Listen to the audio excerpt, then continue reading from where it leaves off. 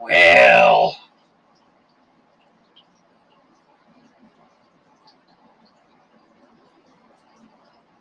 I'm being sneaky. You know what? Let me post a link. Anybody wants to come up and chat, we can do that. Hey, Juliana.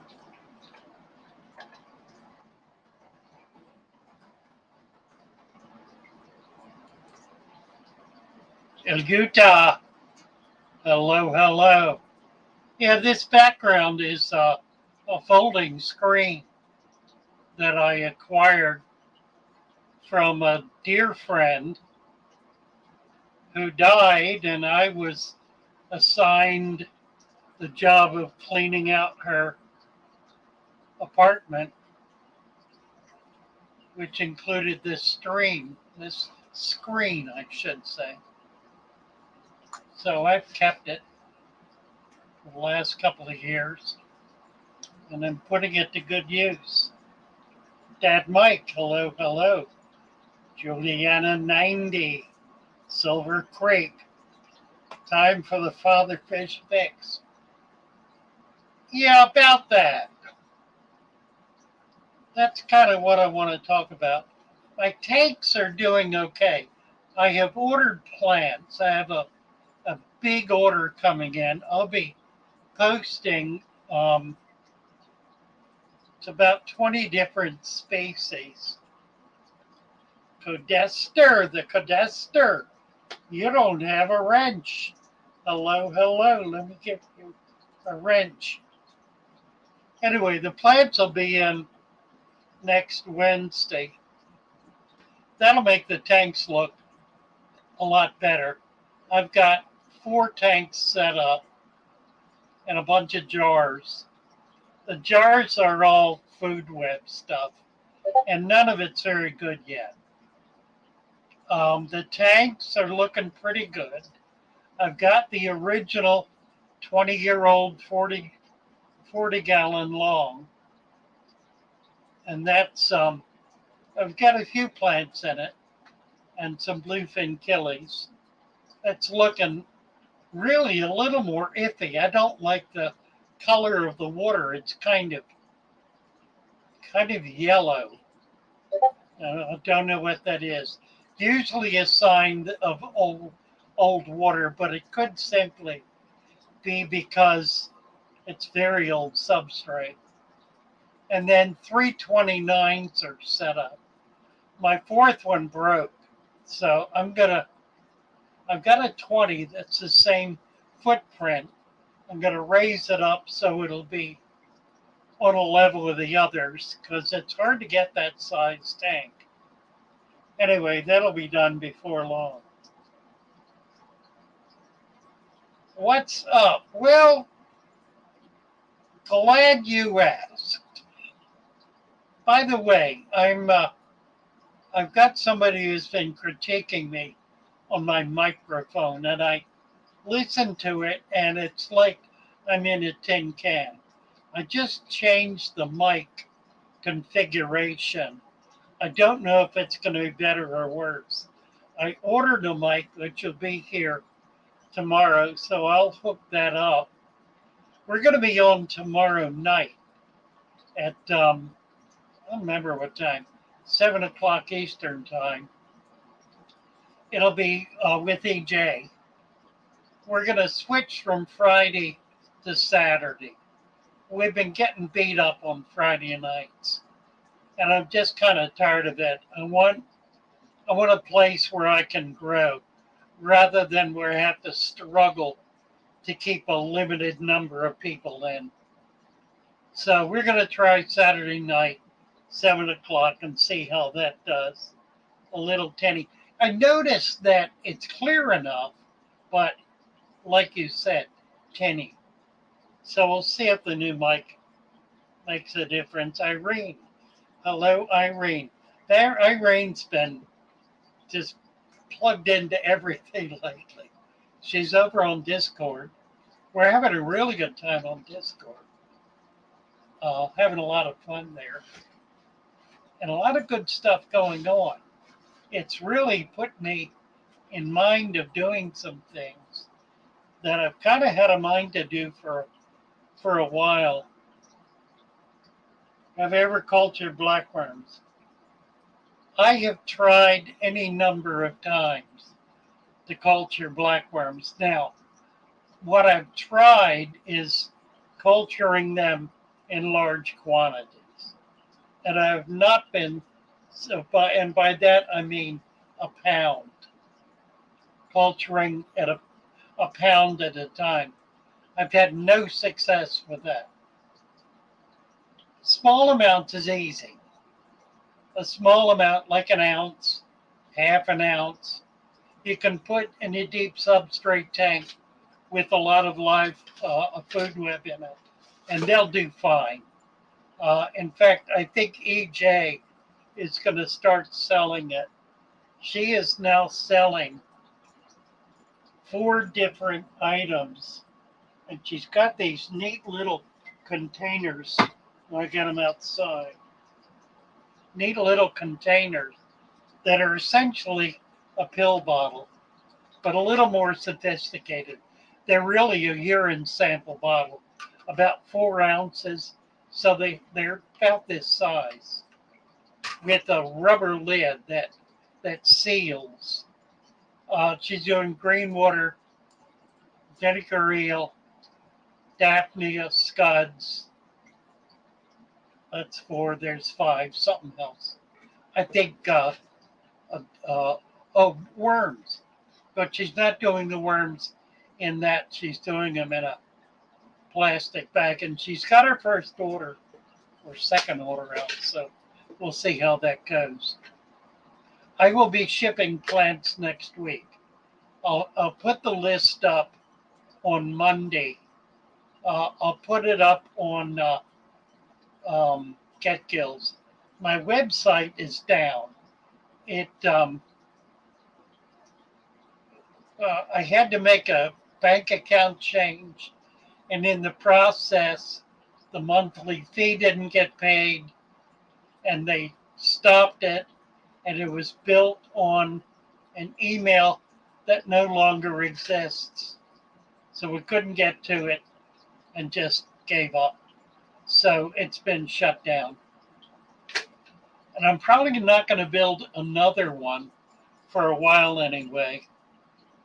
I'm going to do something else. Maybe use YouTube. For now, I'm on Get Gills. If I get this going, I really ought to get on Aquavid. I was on Aquavid some years ago and did quite well with it. It's a little more sophisticated to get everything up and operational, but it's a really excellent site and gets a lot of traffic and is a way for me to generate the kind of income I'd like to generate. Oh, Mike's here. Good. Mike, I got your video up when you were up 2 weeks ago with DJ and me. I posted it. Oh, Clarice. Here's Clarice, who refers to me as Mr. Jesus. Clarice, she's such a dear. Clarice is from Pakistan, I think. We've got a couple of people in here from Pakistan. Interesting, isn't it? No idea. Anyway, she refers to me as Mr. Jesus. Not really sure why. Clarice, do me a favor, sweetheart.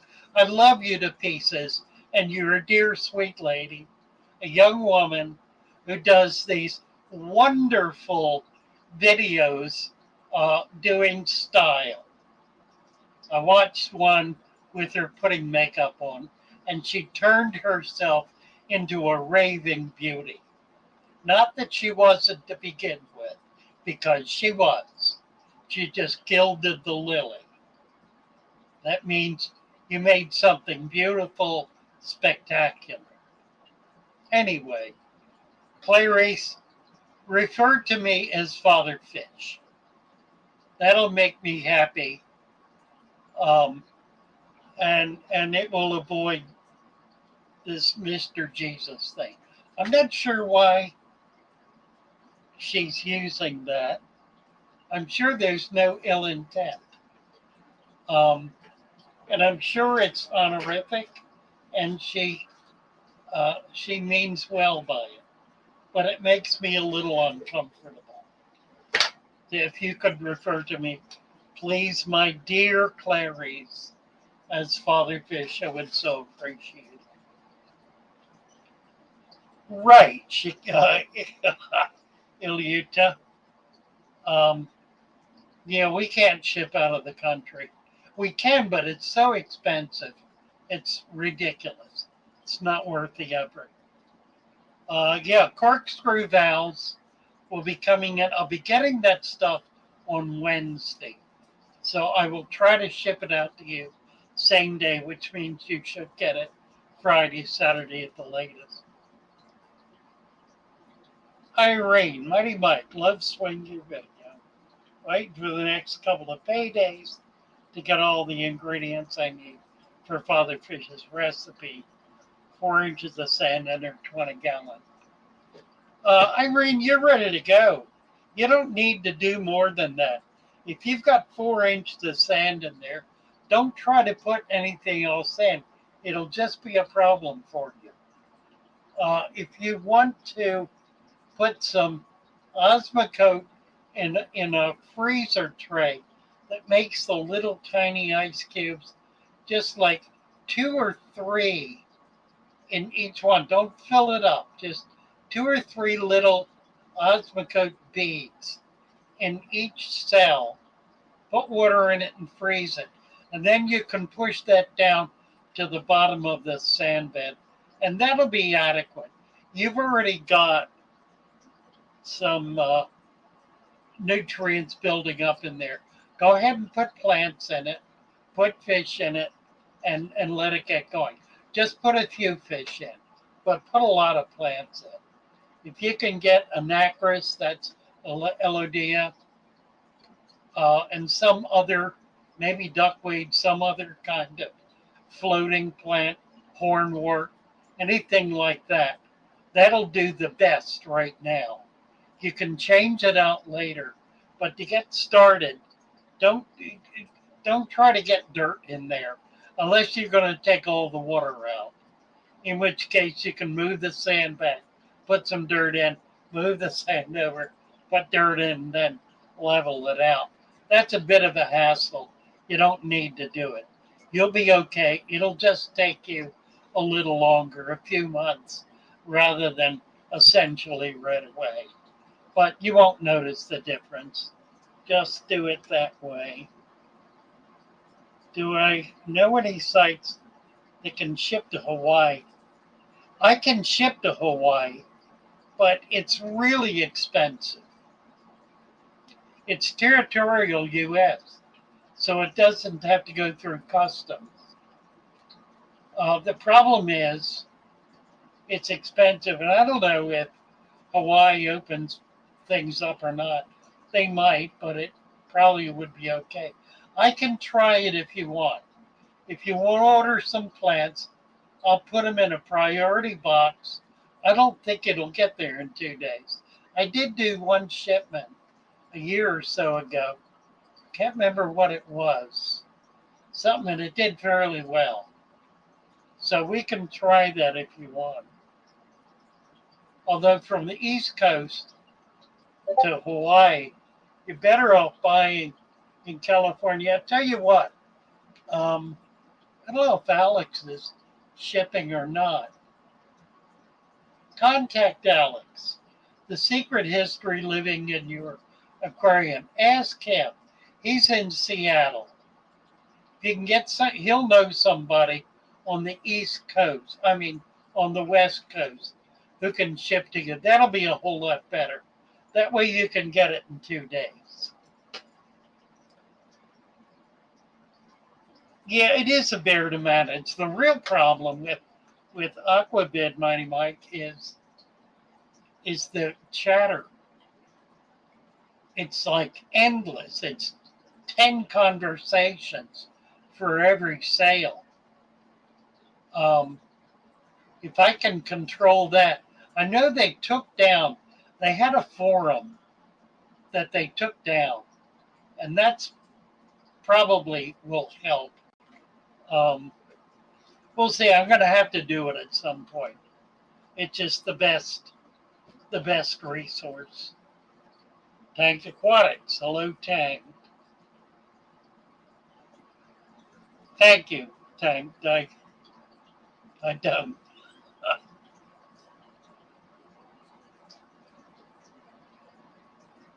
Let's see. Running for 2 years. You're in good shape, Irene. Just go ahead and plant it. You don't need to do another thing to it. If it's been running for 2 years with 4 inches of sand, you've got a lot of organic material down in there that'll be more than enough to get the plants going. You're in good shape. Just plant it. You don't need to do another thing. Beef up calcium levels. Cuttle bone is good. Bone meal is better. The problem with bone meal is that you have to use it in very small amounts, unless, as I suggested, you put it in an ice cube tray with enough water to cover it, freeze it, and then jam it down into the substrate. That actually works, and it's a way to get stuff down in there without it dissolving in the water. You can do bone meal in the water. You just don't want to do a lot of it, like a teaspoonful in a 20-gallon tank. And that's going to still discolor it for a day or so, but it'll dissolve and it'll settle in. Ready to hear and ready to go. Yeah, absolutely. Just plant it. Really? Found your baby swordtail. Very cool. What else?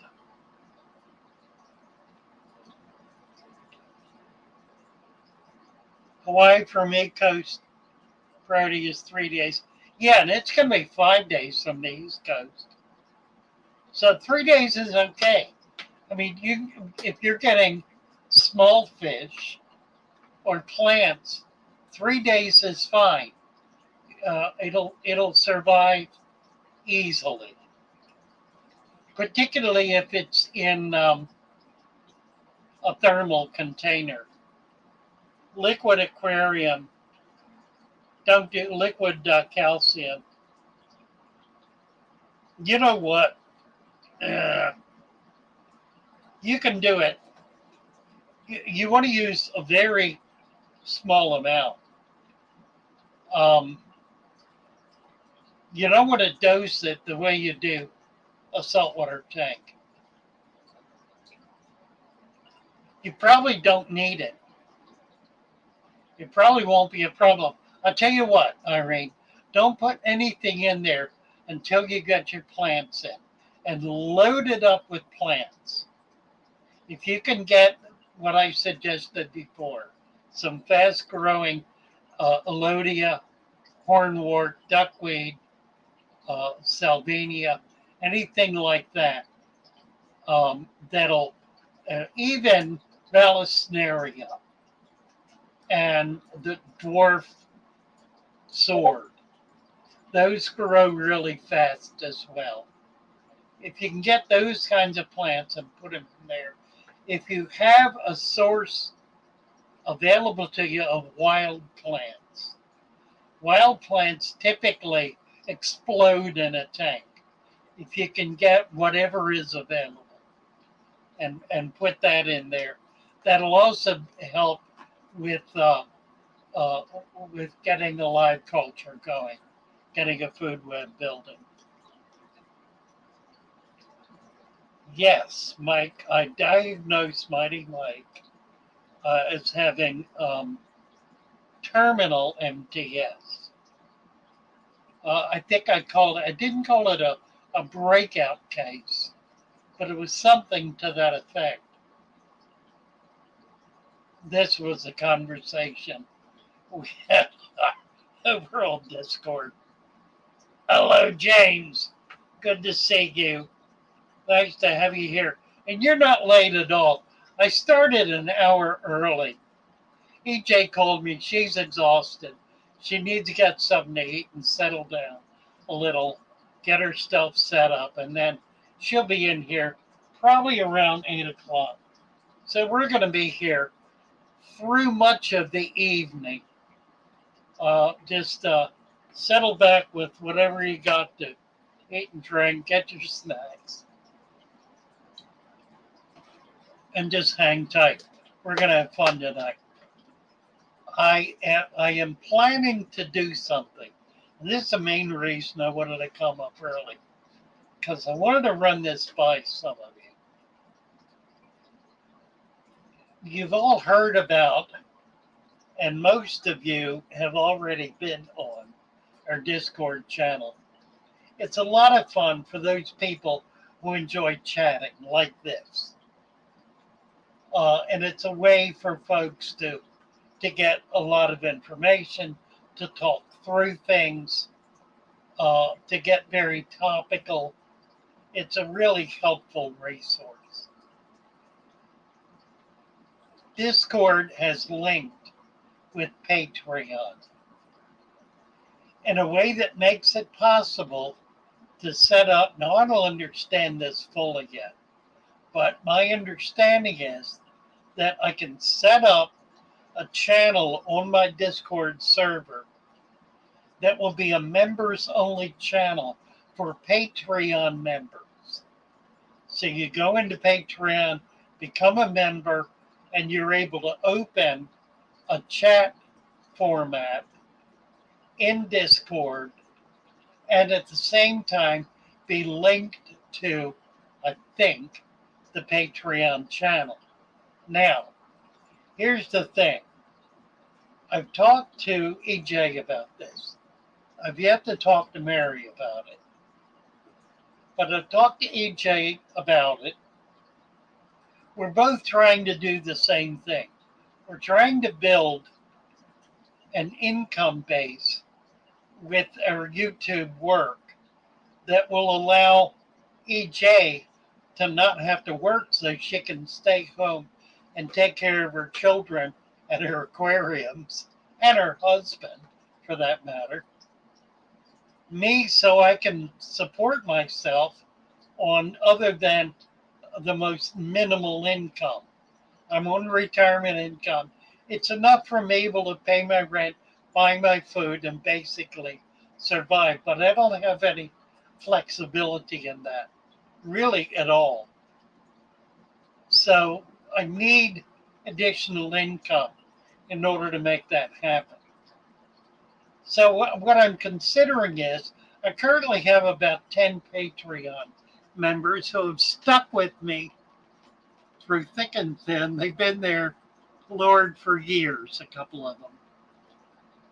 I'm considering setting up a Patreon or using the Patreon channel. I've already got one. Using it, linking it to Discord so it can be accessed by members through Discord, and then do a minimum of 2 new videos and a chat once a week for members only. Mike is saying my son has experience with this. Oh, good. You know, I think so too. I think we could get even 20 or 30 people.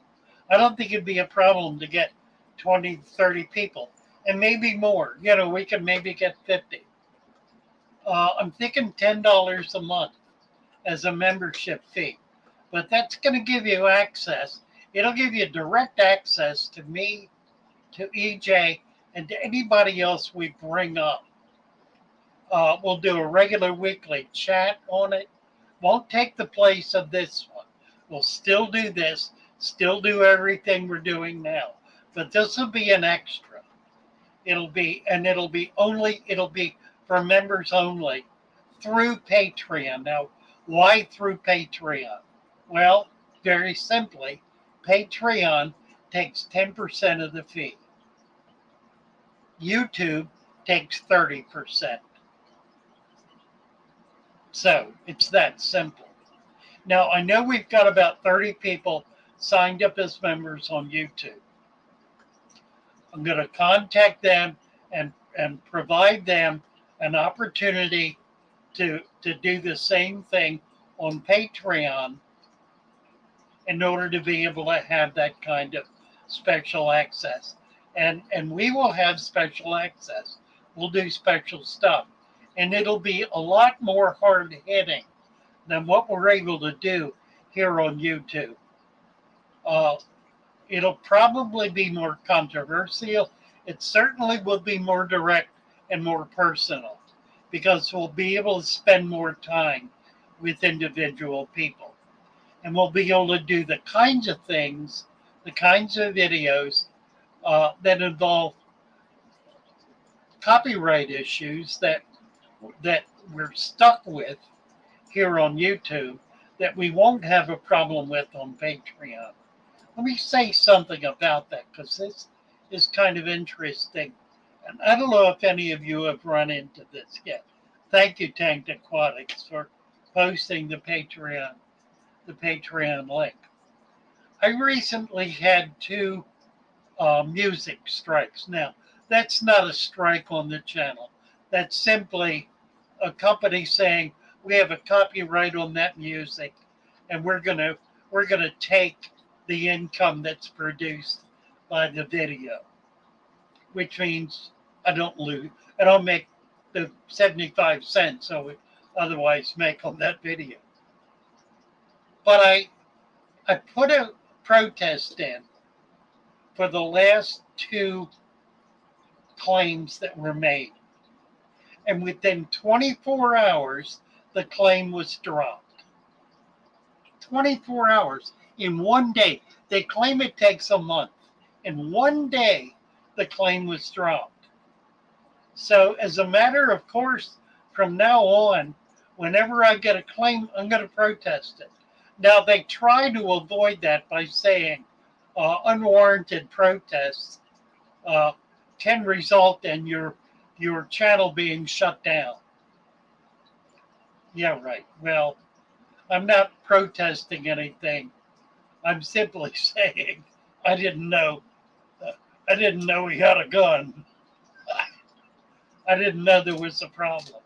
But the fact is they were dropped, summarily dropped.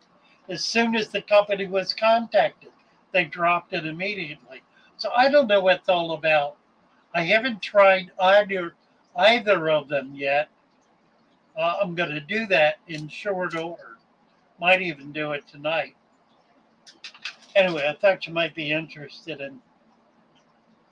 in that. Yeah, I know exactly. Tanked. Music playing in the background. I've had that happen.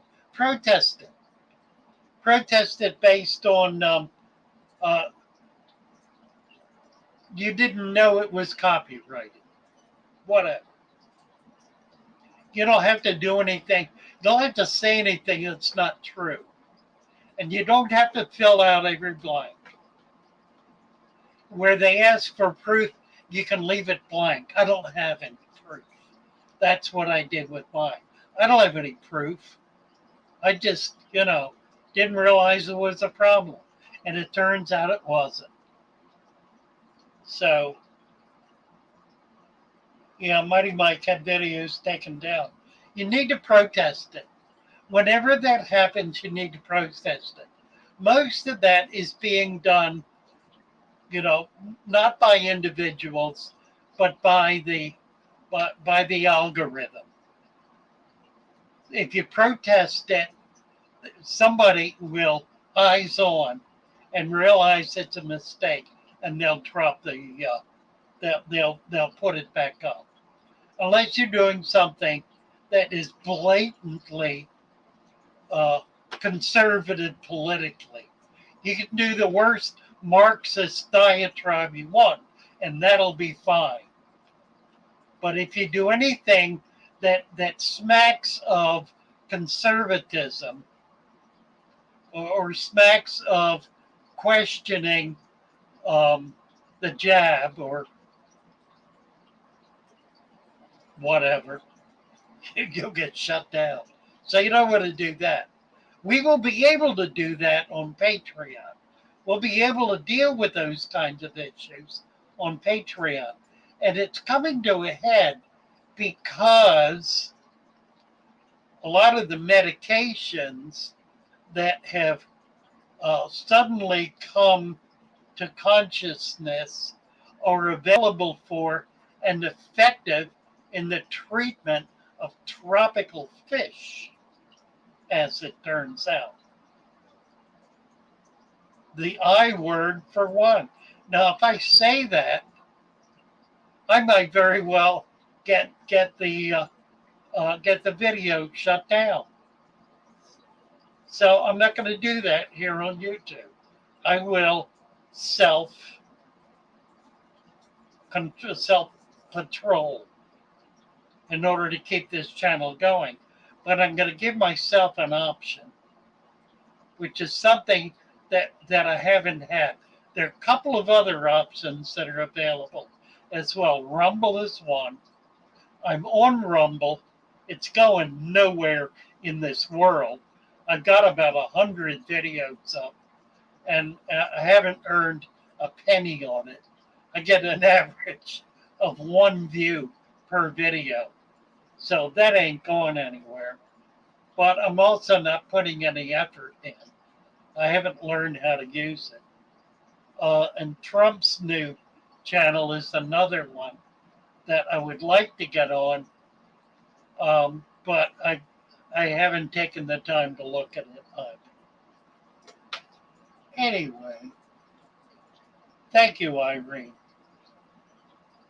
Yeah, we're going to start that right away, I think. As soon as I figure out how to link it to Discord. Actually, you don't need to. If you're signed up on Patreon, you know, I'll start getting stuff up there right away. I can do that easily. So I'm going to start that immediately. Is it a good idea, melted butter, to float new stem plants until they sprout new roots before planting? That's really excellent. I like to do it. It's not necessary if your substrate is strongly supporting plants. If you have a brand new substrate, you might be better off floating them. And then once they start getting roots, put them down in there. Now, the problem is, as some of you are aware, but it bears repeating incessantly. When you're setting up a fatherfish deep substrate, dirt layer with sand cap, particularly if you're adding supplements to that dirt layer, once you get it set up, that creates some chemical reactions in that dirt layer that are very intense. They're chemically intense to such a degree that they can burn the roots of plants. Now that settles out in a matter of a couple of months. That's why you see bubbles. Those bubbles are working up as a result of all that chemical activity. It is not dangerous on any level. It is not a problem on any level. it achieves in a matter of a few months a condition called chelation, in which the chemical conflicts with all those things gets resolved. They turn into whatever foundational compounds they're going to make, and it becomes very, very stable. Not inert, but stable, to the point where plant roots can then assimilate those compounds, those organics and minerals and so forth. But in the process, the earliest stages of the process, there's pretty active chemical activity going on. Now, if you're just using soil, that's not going to be so much the case. It's only when you put iron in there and some of the oxides, fertilizers, blood meal, all of the organics, the other chemicals, Epsom salts. It's only when you put those kinds of things in there that it creates that kind of combustion. That's why the 2 inches of sand. And that's why it must be 2 inches, not 1.5 inches. It needs to be 2 inches in order to prevent that activity from getting into the water column. That activity will rise up in the sand about an inch. So when you plant plants in a new tank, plant them 1 inch into the sand. That's all you need to do. If you understand how roots take up nutrients, this is important to get. On every root, a particularly new root, are cilia. Cilia are essentially microscopic hairs.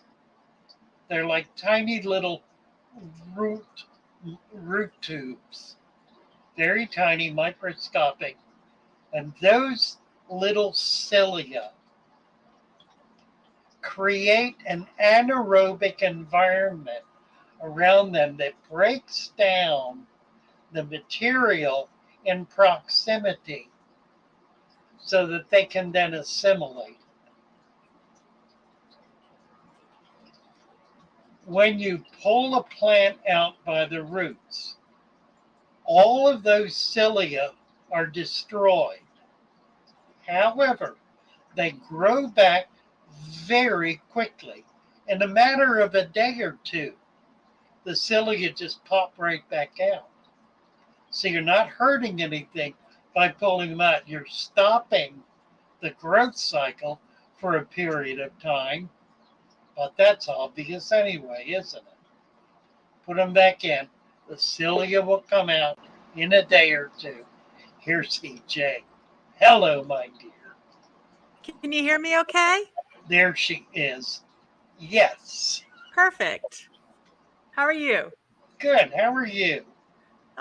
Tired. It's Friday, but glad to be here. Nice to have you.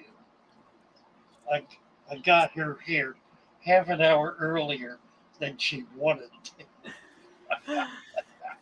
I really wanted to be playing with fish. My Scarlet Baddis babies, they're free swimming now, and they're all over the tank. Do you have a count? I haven't, but I noticed that some are bigger than others. So I feel like there's at least 2 clutches. Very likely. The That's so what? exciting. Very likely. That's really exciting. I'm very excited. We were just going on about kind of basic stuff. I talked a little bit about our idea to do a Patreon channel. Yeah. That will be linked to Discord. It'll have 2 things. It'll have special videos that will not be published on YouTube. At least 2 a week. I'm going to do one. EJ's going to do one. And before you get the idea that I'm using this lovely woman, we've agreed to split the proceeds. So whatever comes in through this, she'll get half and I'll get half. It just goes right back into my fish anyway. I know, me too. It feeds my habit. Oh my God, it feeds my addiction. Really.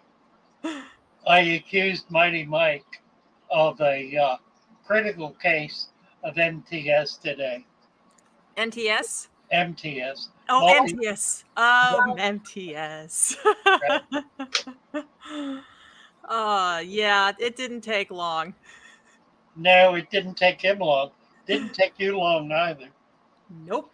Mike said his son has experience doing this.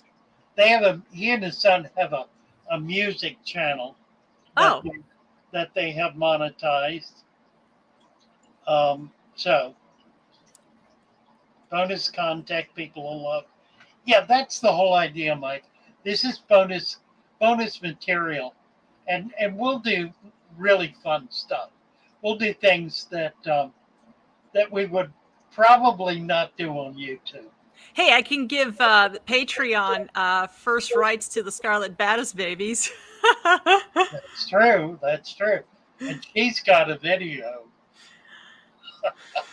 that she's dying to post. Oh yeah. I mean, last week I showed it on the live stream. It's when I pranked my husband. First time I don't think I've ever gotten him at that level, and I doubt I'll ever again. But yeah. Yeah, she got him good. I promised him I He wouldn't. showed absolute control, though. Yeah. He did. He was holding a gallon milk jug, Yes. putting it in the fridge, saw this monster, and drew back. Did not drop the jug. Yeah, he's got training. That was pretty impressive. Yeah, also his, we refer to him lovingly as the milk monster around our house. So, there's no way he's going to drop his precious He's the milk. one that drinks all the milk. Yeah, so, but I want to start doing, I'm already successful with the Scarlet Baddest. Dario, Mike. Dario's another word for them. But I want to start doing the Elisoma Everglade. Everglade, I guess. Yeah, Everglade. Yeah. So I'm going to try to set that up. Yes, Grenwood, you never cry over spilled milk. I saw that. Right. Go for it. Look But at Rice Fish and saw a listing for Scarlet. Mm-hmm. I don't know what y'all were talking about a little bit before, but I wanted to share a little bit of something I kind of discovered in the last week. And I know I've discussed this with you as well, and that's leaf litter. And I have discovered that not all leaf litter is the same. Right. Oh, yeah, this is excellent. Yes. In fact, this is really remarkable. Mm-hmm. Pay attention, guys. This will put you 2.5 light years ahead of everybody else who thinks they know how to do a tannin tank. Well, catappa leaves are all over Amazon, and that's what everybody sells is catappa leaves. Catappa leaves, yeah. Right. But what I discovered is catappa leaves, yes, they make good, decent food for shrimp, but they deteriorate so quickly that it can foul a tank. And so, there's nothing wrong with a little bit of catappa, but you can't put a bunch in all at once. It just completely fouls the tank, but that's not what I want. I want to be able to create an environment with, say a breeding environment, which I was so successful with. But I realized that I didn't put catappa leaves initially as the initial leaf litter. I used more hardwood leaves like mulberry. Leaves that don't deteriorate quite as quickly, and they don't release tannins as quickly, and that therefore they don't foul a tank. Oh, I'm boring you, aren't I? Not at all. Not at all. I'm really excited about this. Yeah. So, oak leaves, maple leaves, Mm-hmm. not pine, because that's a different No, issue, yeah, pine's a but completely different no-no. deciduous trees, preferably hardwood. So any of the nuts, cherry, Mm-hmm. any of the fruit trees, like mulberry. Yeah. What? Magnolia's okay. Yeah. Here's what happens. The catawba is a tropical plant, so it's growing and dropping leaves continuously in tropical environments. In that, they, as they go into the river or creek, stream, whatever, they have to break down rather quickly, and they do. They break down quickly and continuously because there is this continual flush of leaves coming into those bodies of water. Not true in in a more northern climate. Not true when you get to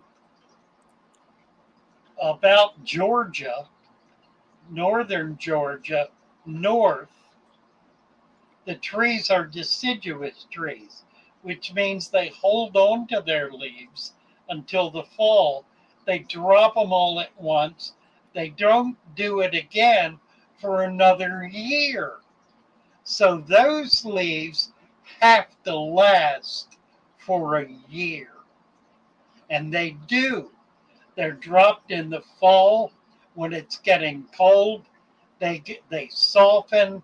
They begin to break down, but it's not until the spring, upwards of 6 months later, that they really begin to deteriorate, to get eaten by microfauna, and that's the point where baby fish are born. That's the point where the macrofauna are born. And that's the food that they feed on.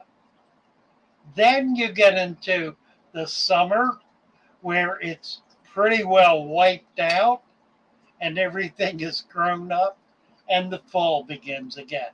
So there's this sine curve that goes on in our climate. Well, I'm in Maryland now. Mm-hmm.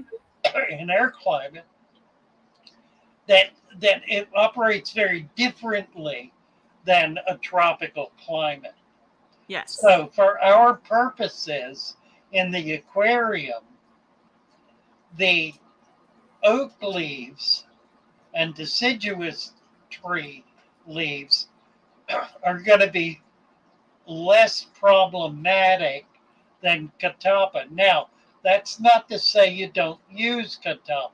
Yeah, I mean, you can use use a little bit, but I can't. If too much will fall a tank. And you want to use them basically when you don't have any leaves left from the previous fall. So late spring, I don't summer. know. Well, another thing too is that when I use, I guess you could say deciduous leaves or the mulberry leaves, I have a blackworm culture and it's thriving. And the worms are nice, big and fat, and they're multiplying. But I I hadn't had to change the water, which everybody always says if you have to change the water on the blackworm cultures, and I have not had to change the water, not in the entire not until about 3 weeks ago or less. Yeah, it was less. And I think it's because I overfed them or something like that, but either way, so what I ended up doing is changing the water for the first time since, at least 3, 4 months, at least 3 or 4 months. No, longer than that, but, uh, and then I threw in a bunch of catappa leaves, and it fouled the water right away, and the worms, I mean, I still have the worms, and they're fine, but they're not looking like as big, fat, and round, and I think it might have something to do with the environment that the catappa leaves has created for it, and so I'm gonna have to kinda again, clean that out that culture and try to create a better environment for them, but they really thrived with, leaf litter that didn't deteriorate so much. Right. Mhm. I think I think it's an excellent observation. Yeah. And it's one that really sets what we're doing apart from everybody else who thinks, oh, well, get a bag of catappa leaves, throw one a week in there, and you'll have whatever it is they think they have.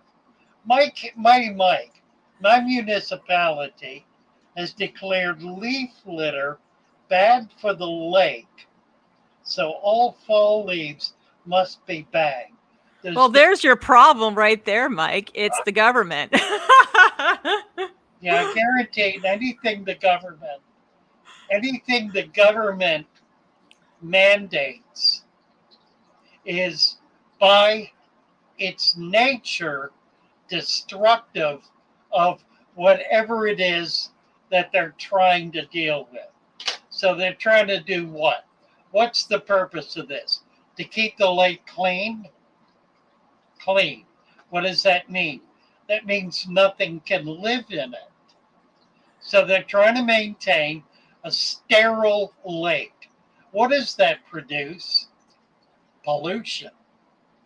It produces foul conditions because whatever does go in there, all of a sudden, cultures of bacteria take over as monoculture, and they wipe out everything, kill everything. So here's the deal. What you need to do is contact them. If you can find some research, there is research on the effect of leaves in bodies of water. If you can find that, send it to them. But you might also send them a comment to the effect that this will guarantee the pollution and fouling of the lake, because it is for the last 100 million years that lake has depended on those leaves. Taking those leaves away does not make it better, it makes it worse. It kills the lake. I think the government or the municipality is just operating on old information, and that usually happens. Yeah, it's knee-jerk. It's a knee-jerk reaction to somebody feeling like they got to go in there and rake all the leaves out. You know, without any semblance of sense of what the biology is. And that try to get hold of some biologists. Yeah. Well, Mighty Mike, you know, or you could just take the leaves and bag them up, and hey, you can send some to me. We'll trade, man. So yeah, what are they doing with them?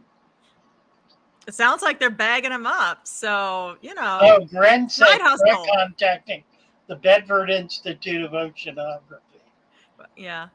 Well, we've talked before on this show. Dr. Elaine Ingram has been trying to change the farming industry of the world, because essentially the farming, the standard practice of farming in this, not only in this country but globally, has actually produced more harm to the soil than good. And she, you actually were the one who, turned me on to her. Now, it has nothing to do with fish per se, but it has more to do with how the ecosystem works, whether it's in the ground or whether it's in the water. And as she's trying to educate globally, I mean, they do workshops like every day.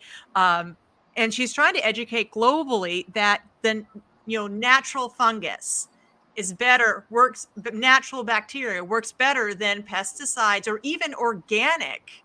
And because believe it or not, in organic farming, there's still techniques that they try to use to sanitize or sterilize the soil, and you just can't do that.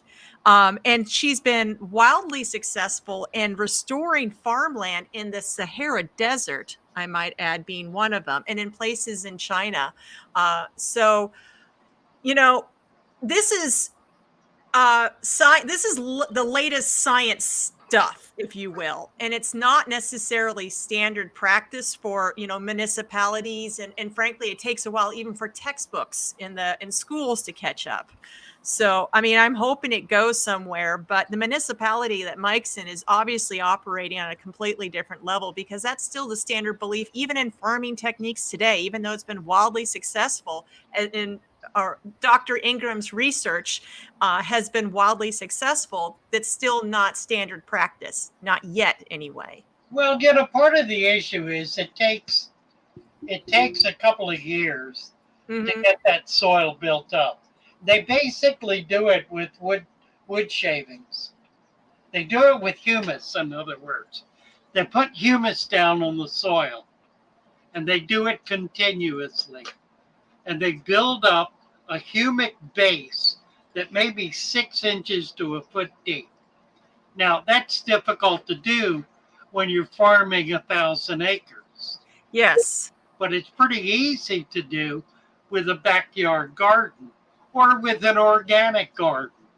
With something an acre, 2 acres, you can do it. You can do it pretty reasonably. In fact, you can do it for free because you can get humus. Everybody will give you that, which would include barnyard waste, cattle waste. Or I think they're talking in the chat about Canada geese. Oh man, those things are mean. Yeah, Canada geese depend on the leaves deteriorating in that lake in order to provide the food that they're looking for. What in the world do they think they're eating? Bread. Right, yeah, right. Yeah. Where I came from in London, there was, oh God, they were overpopulated. They were just, and of course, their feces was all over every sidewalk and every park. They were a real nuisance.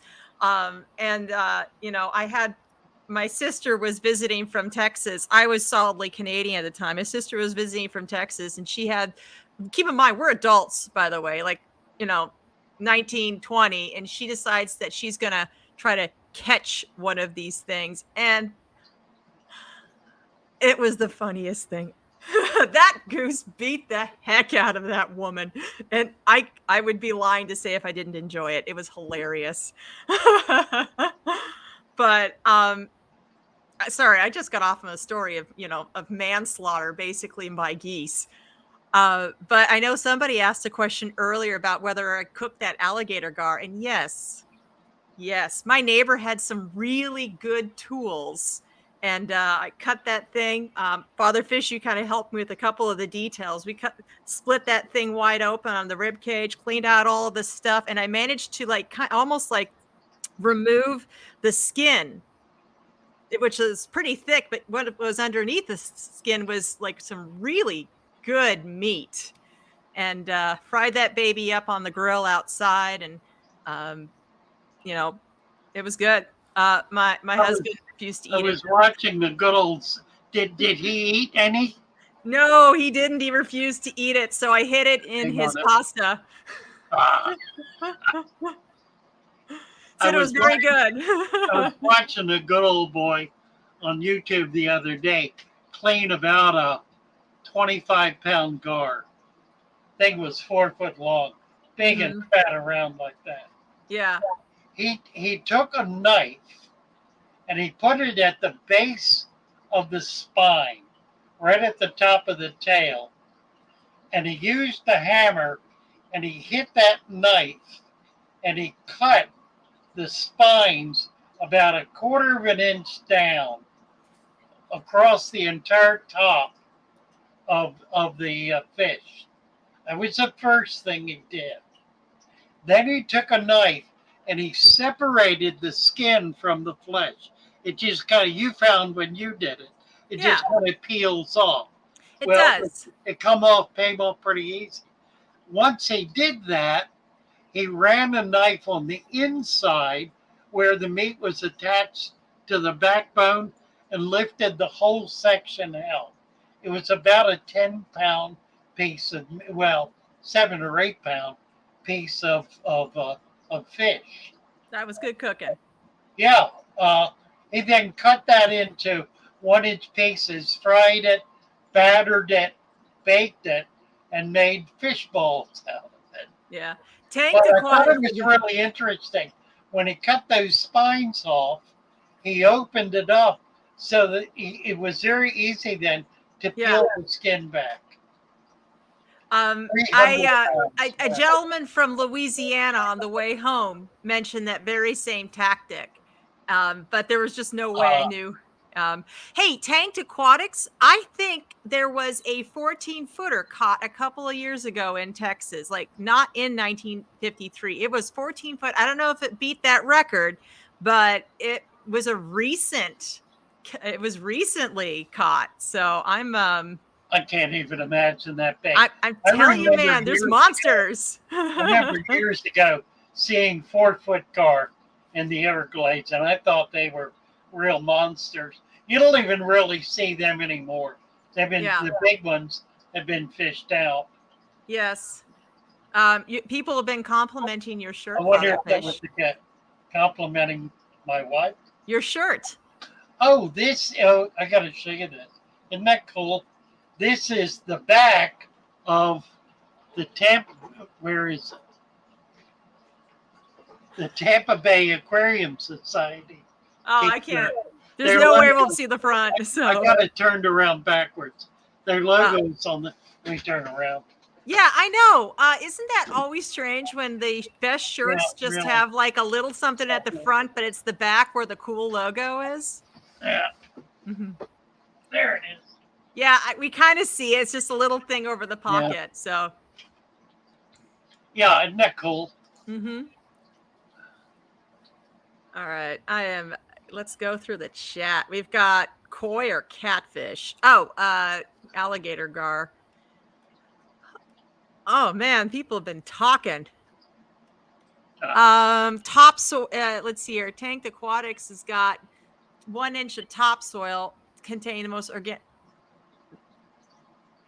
Oh, I think it. Oh, surely it takes a little bit faster than that. Because I've seen, literally dirt created just in a couple of months. I'm pretty sure this is all dirt right here now. Well, here you go. In the Amazon, the soil layer in the Amazon. Mm-hmm. How deep, the organic layer, how deep do you think that is? Oh. It's deep, man. 6 inches. Oh. Is it because things keep, rainy season, things keep washing through? No, it's because the plants take it all up. How do they do that? That's what they're made of. Oh, okay. They're recycling the soil. That's the whole issue with building soil. You have to build it in excess of its use. Mm-hmm. So, like in a tropical forest, the soil layer is really quite thin because it's all up in the trees. Yes, I do remember reading about that. And a lot of plants have adapted to getting most of their nutrients simply from falling rain. Right, exactly. Yeah. Tanked Aquatics is 4 foot 8 inches. No, 4 to 8 inches. Yeah, there you go. Yeah. Right. Okay. Yeah, that's within a reasonable range. Okay. The rainforest, right? Mm-hmm. Well, that's where a lot of our beloved fish come from. Also, I know a lot of our fish. A lot of the fish that we keep are from. They literally come from puddles. They're not really river fish. They're, they do enjoy a lot of the tannins and et cetera, et cetera. Although in a larger body of water, the decomposing leaves won't be such a big of an issue. Oh, this is good. Uh-huh. Yes. Tips on tiger lotus. Yeah. Make room. Yeah. There is a tip, and it's a good one. Mm-hmm. they're going to grow two different kinds of leaves. It'll grow a leaf, a really pretty leaf that's kind of frilly and green and delicate right around the bulb. And then it'll send up a runner that'll send a leaf up to the surface. Once that begins to happen, this leaf at the around the base will deteriorate and disappear. So the way to grow these things, in order to maintain their benefit aesthetically to the tank, as well as biologically, is every time you see a runner coming up, cut it off. Now, you want to be careful that it's not a flower. You will occasionally get a flower. It'll be a thicker stem and it'll come straight up and with a bulb on the end. You don't want to cut that off because you want it to bloom. Mm-hmm. It's a lily and it'll bloom just like a lily. But the leaves, in very short order, will completely cover the surface of the tank if you don't control them. And those real pretty leaves that were growing down at the base will be gone. So it's a plant that grows like a weed. It grows very fast. They're hard to keep down. I just ordered a dozen of them. They'll be coming in next week. So I'll have them available. I actually got, in my 75, I had two. I still, in two different locations, but in one of the location, I ended up having, there was a runner. I ended up multiplying. I have more tiger lilies. It just sort of continued in that it was on the right-hand side. So I mean, I didn't know that could happen.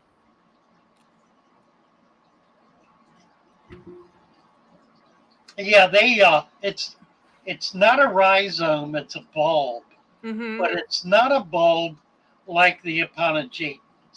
It's not like a tulip, in other words. Uh-huh. It's not the kind of bulb. It's more like a potato. Okay. Okay, it gets an eye on it, like a potato, and it'll grow a plant out of that. Mm-hmm. So you can, if you see those eyes growing up, you can actually cut that out. Yeah. And it'll continue to grow. Oh, nice. It'll send out roots. Yeah. So that'll break off, and it'll grow new little bulbs too. So cool. Yeah, it's real easy to manage, but you got to keep up with it, or it'll absolutely take over your tank, and not in the nice way. I'm afraid, actually, I've got a 20-gallon outside where, like, I have a huge population of scuds. And it's just been so hot out there. I've only been keeping plants that will survive the heat. And I took a look at my tiger lilies in there. There's more of them. There's some dwarf lilies. But this one tiger lily, the stalks are so thick. Right. I have a monster plant. I don't know what to do with it. It's a monster plant. Garcia Aquatics, hello. Yeah. Tank mates. It's good to see you. It's nice to have you with us. It's good to see you guys. The month of August is going to be really, really busy for me. I've got 2 kids going back to school in the 3rd week of August. And, you know, I'm kind of a very involved parent, especially when it comes to, you know, making sure they have what they need. My daughter just doesn't know how to be organized. I get it. So I'm trying to teach her the skills, but in order to do that, I kind of have to get into the teacher's business anyway, because I need to know deadlines and stuff like that. But yeah, it's going to take up quite a bit of my time for August. However, I still think we can do a video a week. Yeah, Mighty Mike, you're right. Ordering plants is tough now due to the heat. I've lost 2 plants. I know. Twice. Now, the main reason, I think, is because it took 5 days to get them. And that wasn't the fault of the shipper. That was the fault, or rather, of the hobbyist. That was the fault of the shipper. Yeah.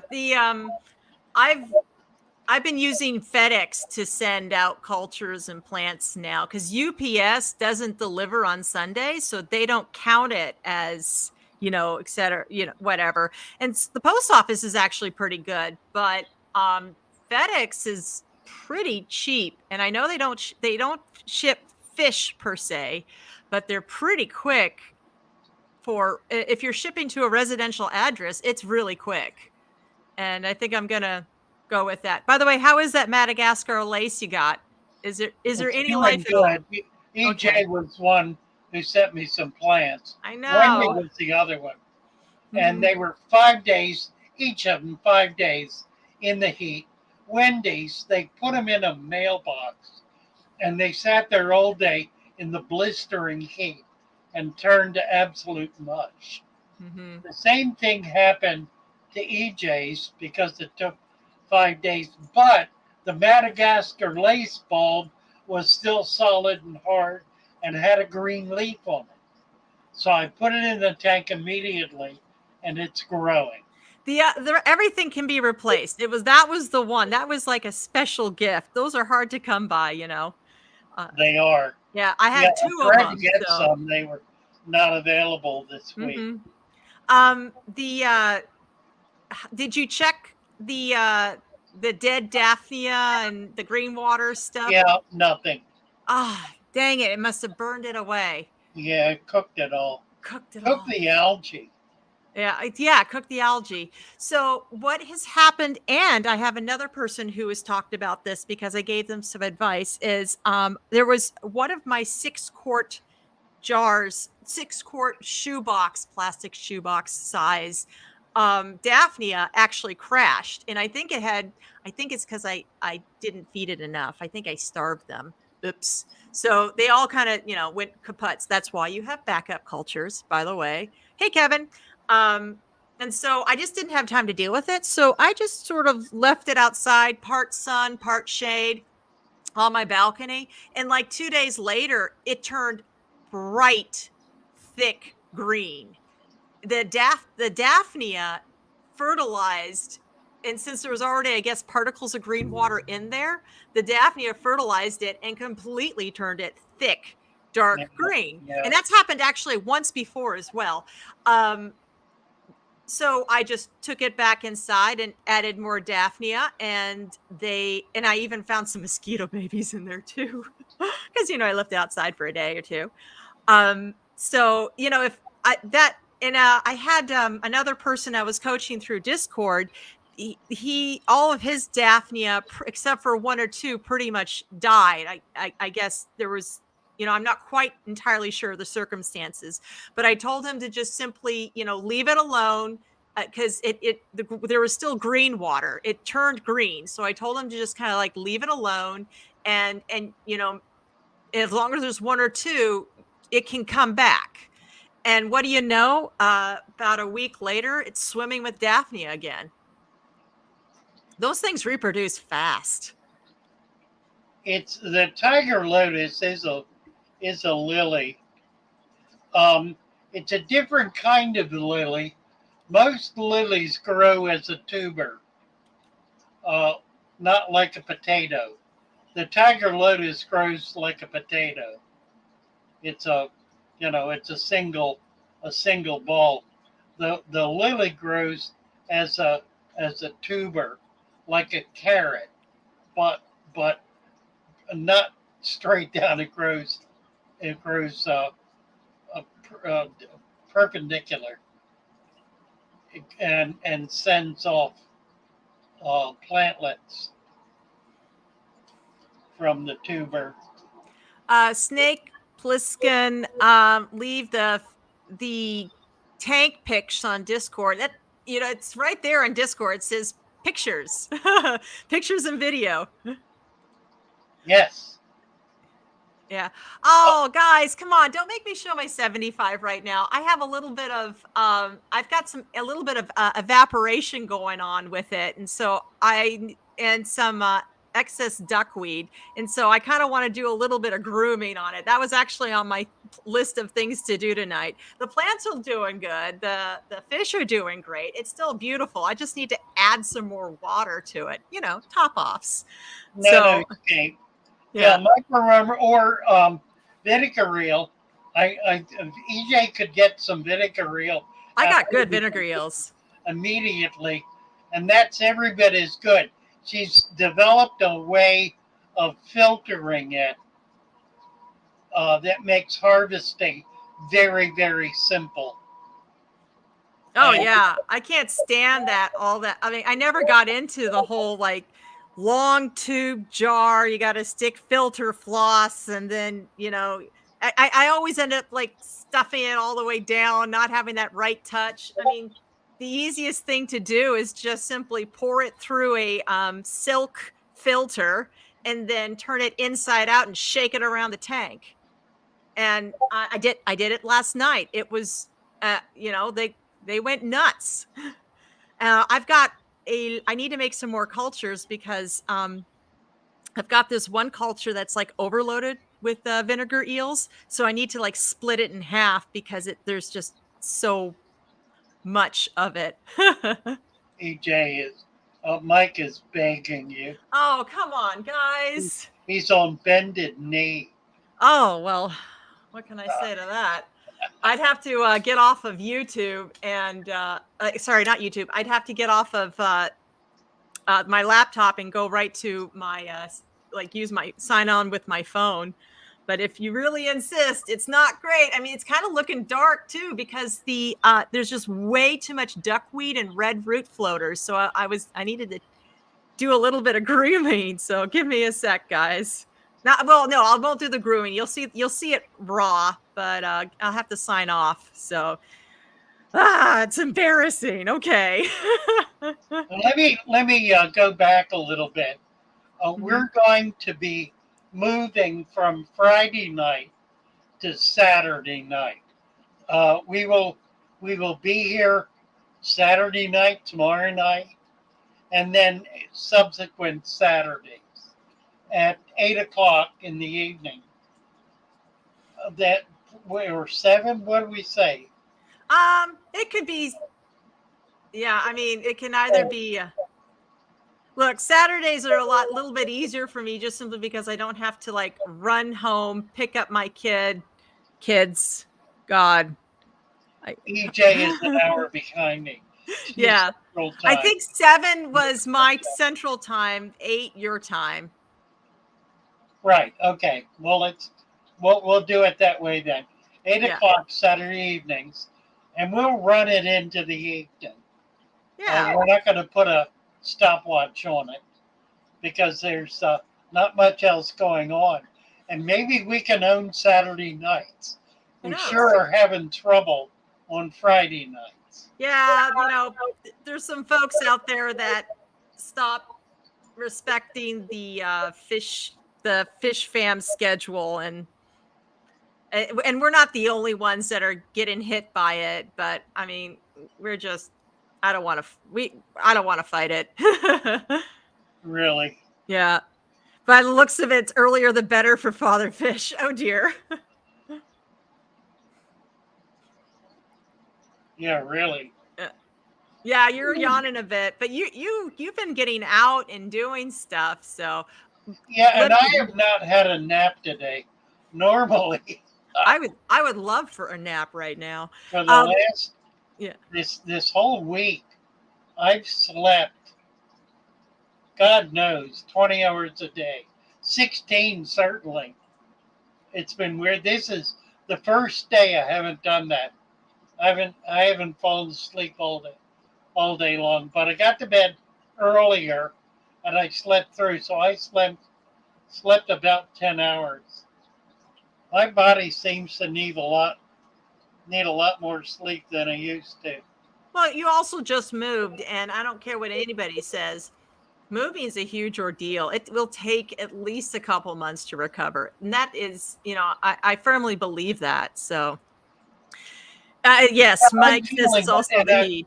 I'm beginning to feel more excited, more energetic, more I'll get off. Yeah, I'm creative. sorry. I'm starting to come out of it. All right. There's Mighty Randy. Mike said Patreon. Talking about the Patreon thing. No, they're demanding that they see the tank. I'll be right back. Okay. My understanding is what we can do with Patreon is we can create a Discord channel that will only be accessible by Patreon members. And on that channel, we will be able to do live streaming. We can do it now on Patreon. And we can then broadcast that. How do we do this? We can broadcast that maybe on Patreon. I got to find out the ins and outs of this. I know we can start doing videos on Patreon right away, and we will do that starting this week. There she is. Yeah. And I'm not even able to get some good, there's too much shine on it. There he is. Yeah. So, and it's kind of dark looking right now. And the plants are kind of out of control. Yeah. I've got, what did you call them earlier? The ones with the bulbs? Oh, let me see if I can't show this. Tiger lily? No, it's the one. The Epanageton. Yeah, so there's like a bunch of them with curly and stuff, right over there. Okay. I didn't even notice what they were. I just sort of picked them up. Yeah, I just ordered about a dozen of 3 or 4 different species. So I'm going to have a lot of Epanagetons. But see, look, there's wonderful plant. There's a ton of evaporation. So that was on my list of things to do this week or weekend, next couple of days. My Christmas moss is out of control. Pearl weeds out of control, my wisteria, and my I got Luigia, and because I can't see that I've got, this is the one where the tiger lilies. See, you guys can't see it very well because of the glare. Can you do a landscape view? The what? Can you turn your camera sideways? If I do, it's just going to look weird. There it went. Oh. I think it back up a little. That's great. Okay, so that's where what my main tiger lily was, but then I discovered a runner down there, and yeah. So, and I've got. Oh, I guess it is landscape view, and then there's another tiger lily. One of the leaves just melted, but as you can see, I've got a ton of humus on the bottom. Yes, you do. And it's not doing good for my Sagittarius. So I don't know if I need to add more sand, but my Sag is getting a little, yellowy, and I'm a little concerned about that. I think it's being blocked out by the duckweed. Yep. I mean, check it out, seriously. So my plan was I have to be a little bit careful in this. You got some redroot floater in there too. Oh yeah, it does really well under the lights, the redroot floaters. But then the duckweed started taking over. You gotta control the duckweed. I do, and I just hadn't gotten around to it. But my plant, I have to be careful when I take the duckweed out in this tank because I've got some chili rasboras, and what's happened at least a couple of times is when I'm taking a net and I'm scooping out the duckweed, a couple of the chilies go right with it because that's where they like to be. It's like literally at the top. That's their main area that they like to hang out with. So if you put a goldfish in there, fancy Aranda, it'll eat all that duckweed. But they get so big, and he's the tank boss, or at least he thinks he is. Well, but they're not at all aggressive. if you get a slow one, like an aranda, But don't they get really big? yeah, they do, but you can put them in something else. That's Get true. another one, you know. It's a way to control duckweed naturally. Mike, yeah, They go do a ahead. better job than anything of eating duckweed. I mean, they're like a lawnmower with it. Well, maybe I'll just put one in there just to control it for a while. Just to do that. Well, they'll eat it all up, so there won't be any. Then you can move them on. And I can move them to the other parts. The duckweed's actually been really, really good for raising scuds. Like the babies love clinging to the top of the duckweed. It's Right. been, they just love it. Mike, I have some Hydro lights on there.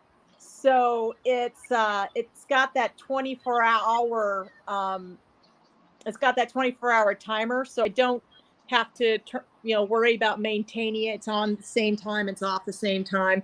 But the big thing about this is I've got a bunch of sword plants. Like, okay, so I started with some really small sword plants. Look, I have a banana plant in there too. It's looking kind of sad. I had some really small sword plants. They're not small anymore. They've taken over the tank. Right. Really taken over the tank. I don't know if I should pull one or two out because they've literally taken over the tank. I mean, I don't know. We're talking like this is a 75-gallon. We're talking like it's still too short for how tall these sword plants are growing. Yep.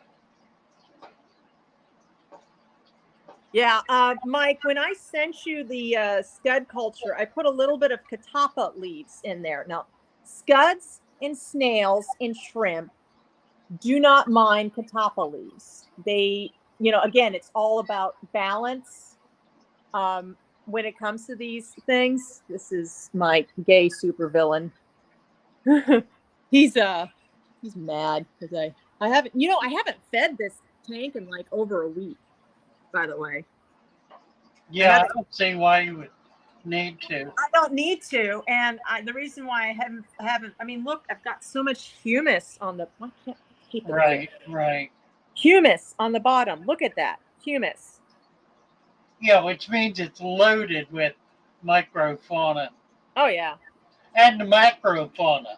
And you got both. It's probably got a lot of scuds in there.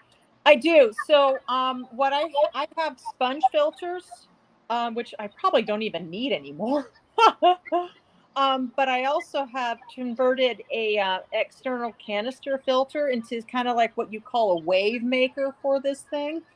And I put some coarse sponges in there, just, it's because it's basically a fancy sponge filter then. I'm probably going to take it apart this weekend, and I'm going to find baby shrimp and baby scuds in the same culture. So I'll have to separate those. Yeah. That's going to... Now, I have a female Elasoma, the pygmy sunfish. I've got about 6 of them in here, but they're a real pain to catch. I've got 2 males. I really want to, I either have to catch a female, which will be a pain in the butt, or I have to, by the way, here's one of my older ram's horns. He's like the size of a quarter. If you use the big net. I do have the big net. Put it down in the back of the tank. Do you see just the back of the tank? You can't see the back of the tank. They will dart forward, and then you can move that net across without tearing any plants up. Just kind of bounce it if need be, until you can trap them against the front plants. Do you see how thick this vegetation is? It's going to be a challenge. Oh, I see it. I've done it with that level of vegetation, though. You really can do it. The other thing is, if you get them up to the front, then you can put the tank in, the net in, and kind of push the plants back a little, get it down about 2 or 3 inches behind them and come up, and you won't disturb any of the plants. Huh. Yeah, there's my big red ram's horn. So I just sort of have to move carefully through the Right. Like, come on, my camera needs to, like, look at my red cherry shrimp there. That's some red cherries. But yeah, I mean, here's my jungle. It needs the garden. It needs some severe gardening. What's interesting is I've got some Luigia. Yeah. And now they've just started, kind of, the leaves started falling off, and I think it's because of the duckweed. But prior to that, the Luigia was like growing strong. Yeah, once it begins to emerge, it'll drop all of its aquatic leaves. Yeah, I know. So you don't want to get it emergent unless that's what you're trying to do. Yeah, I don't want it to. I mean, look, okay, it's hard to see, but this sword plant is so big. Their sword plants are so big that they're peeping across the top, and it's leaning. I mean, it's Yeah, it's a nice plant. That's like 3 of them in a row. It'll get 10 times bigger too. I don't even know what to do with that. I mean, I almost feel like I want to, like, take them out and put in smaller ones and let them grow that way. Well, if you got another tank to put them in. I need more tanks, but I think my husband would kill me. I don't have a tank. This is my largest tank. I don't have another tank to put a sword that large, any swords that large. I've run out of room for these, what do you call it? Those pisto, what do you call those things? The one with the bulbs, you just ordered them. Apologetans. Yeah. So these apologetans, they're leaning forward even when the water's completely topped off, because they're too tall for a 75-gallon tank. Right. Yeah. All right, let's hit this one. Go ahead and do it. Which one? The scientist question? Yeah. I have not put a single root tab or any liquid fertilizer in this tank since I started it. And that was, God, when did we meet? January? That's when I threw it in here. I haven't had to do a single darn thing except top offs and 8 months. Yeah, okay, 8 months. Yeah. Don't need to, because this is, well, it's a lot of humus, but this is what we call, this is the lower side of, because there's actually, this has stuff underneath too. So we're looking at between 2 to 4 inches of dirt and sand. Well, not 2 to 4 inches of dirt, but 2 or 4 inches of sand. On top and the dirt underneath. And this has been my That's the power of the deep substrate. Yeah, and I got really red plants, like plants that you normally can only get those kind of colors. Like, keep in mind, red plants also need, sun. It's not working out for them right now. But I mean, even the red root floaters are red because they need high light. But yeah, I don't need to do anything but top it off and keep the duckweed at bay. Look, where's my chilies? Look, I got a chili right there. Hello, chili. He's just hanging out. There's a couple of them actually. Yeah, I throw in. I have a lot of algae eaters, so I throw in boiled veggies. It's fun to watch them. I throw in live foods. Definitely fun to watch them. But if I were to leave this tank alone for a month, it would still be fine. It's very well established.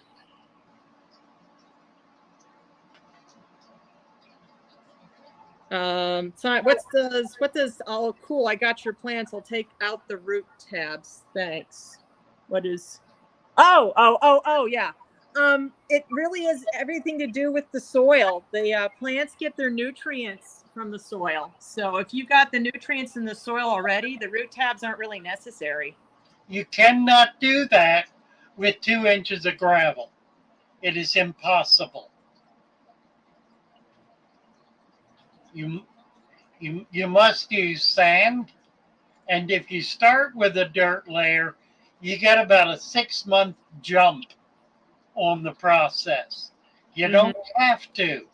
If you've got an old tank that has 3 to 4 inches or 2 inches of gravel in it, add 2 inches of sand and put plants in it, and it will grow those plants. I And put it will rainwater. keep your tank absolutely balanced, absolutely pure. Oh my God, I think I have another runner back there of tiger lily. I have to get back there, but I think because there's supposed to be one right there, and now I see another one over there, so, and that's a new leaf. So, okay, I might have new. I have to, like I said, I have to garden, but yeah, I need more fish in here. Actually, I only have Yeah, you do. like that's the thing is I built it based on plants, and I had these high expectations of getting what's the one? This is Suna McGill's. I really, yes, Mike, the 75 is the largest I have. Yeah, I I really think you're wanted right. I Suna, think that'd be a perfect fish. yeah, I really wanted Suna McGill's, but I can't find the exact kind. It's the Suna McGill. It's the blue-eyed red, the blue neon red eye, or the blue eye red neon, the luminous, and not the fork-tail one, but the luminous. And so I've been kind of like holding off on it, but yeah, it doesn't matter. I mean, plants grow, and I've got the I see they've disappeared a little bit, but the Elisoma has literally been camping out like right around the bottom over here. And whenever I put in Daphnia, and I put in a lot of Daphnia just to control my population, they come out quite a bit. But you know what? For some, oh, is that I think I just saw a scud in there. There might be a scud right there. Like, that means I definitely don't have enough predators in this tank. But oh yeah, so the Elisoma I have discovered, actually they enjoy Daphnia, but they go nuts for the baby brine shrimp. You know, I guess everybody's got their preference, right? So, all right. Let me get off. I don't like this glare. Yeah. Thanks, AJ. Yeah. There you go, guys. There's my embarrassing tank. That's just out of control. Hey, Mike, look, there's your favorite. I've got my red rummy nose. You can see in the background, but I've got those are green neons. I've got, chili rasboras. I want more. I've got CPDs in here, although I can't find them as much these days. I don't know what their lifespan is, but I know the batch that I got at the store were kind of crooked looking. They're constantly doing the mating dance, but I doubt any of their eggs ever make it in this tank. Well, they should. I don't know. I know that I know there's a lot of action in this tank. I came up with a new common name for the rummy nose today. Oh yeah? The Rudolph fish. It is a Rudolph, or the Rudolph tetra. Yeah. But to get in CPD as import issues abound, I could probably start breeding them. They just take so darn long to grow up. Yeah, I've got a couple of farmers. Yeah, they just that's why I think, because there's like everybody's been trying to breed them, and they're really easy to breed, but they take so darn long. But I might try the yeah. All right. I'm gonna get back on the other one, guys. Okay. So, all right. Very good. A second. Thank Bye. You.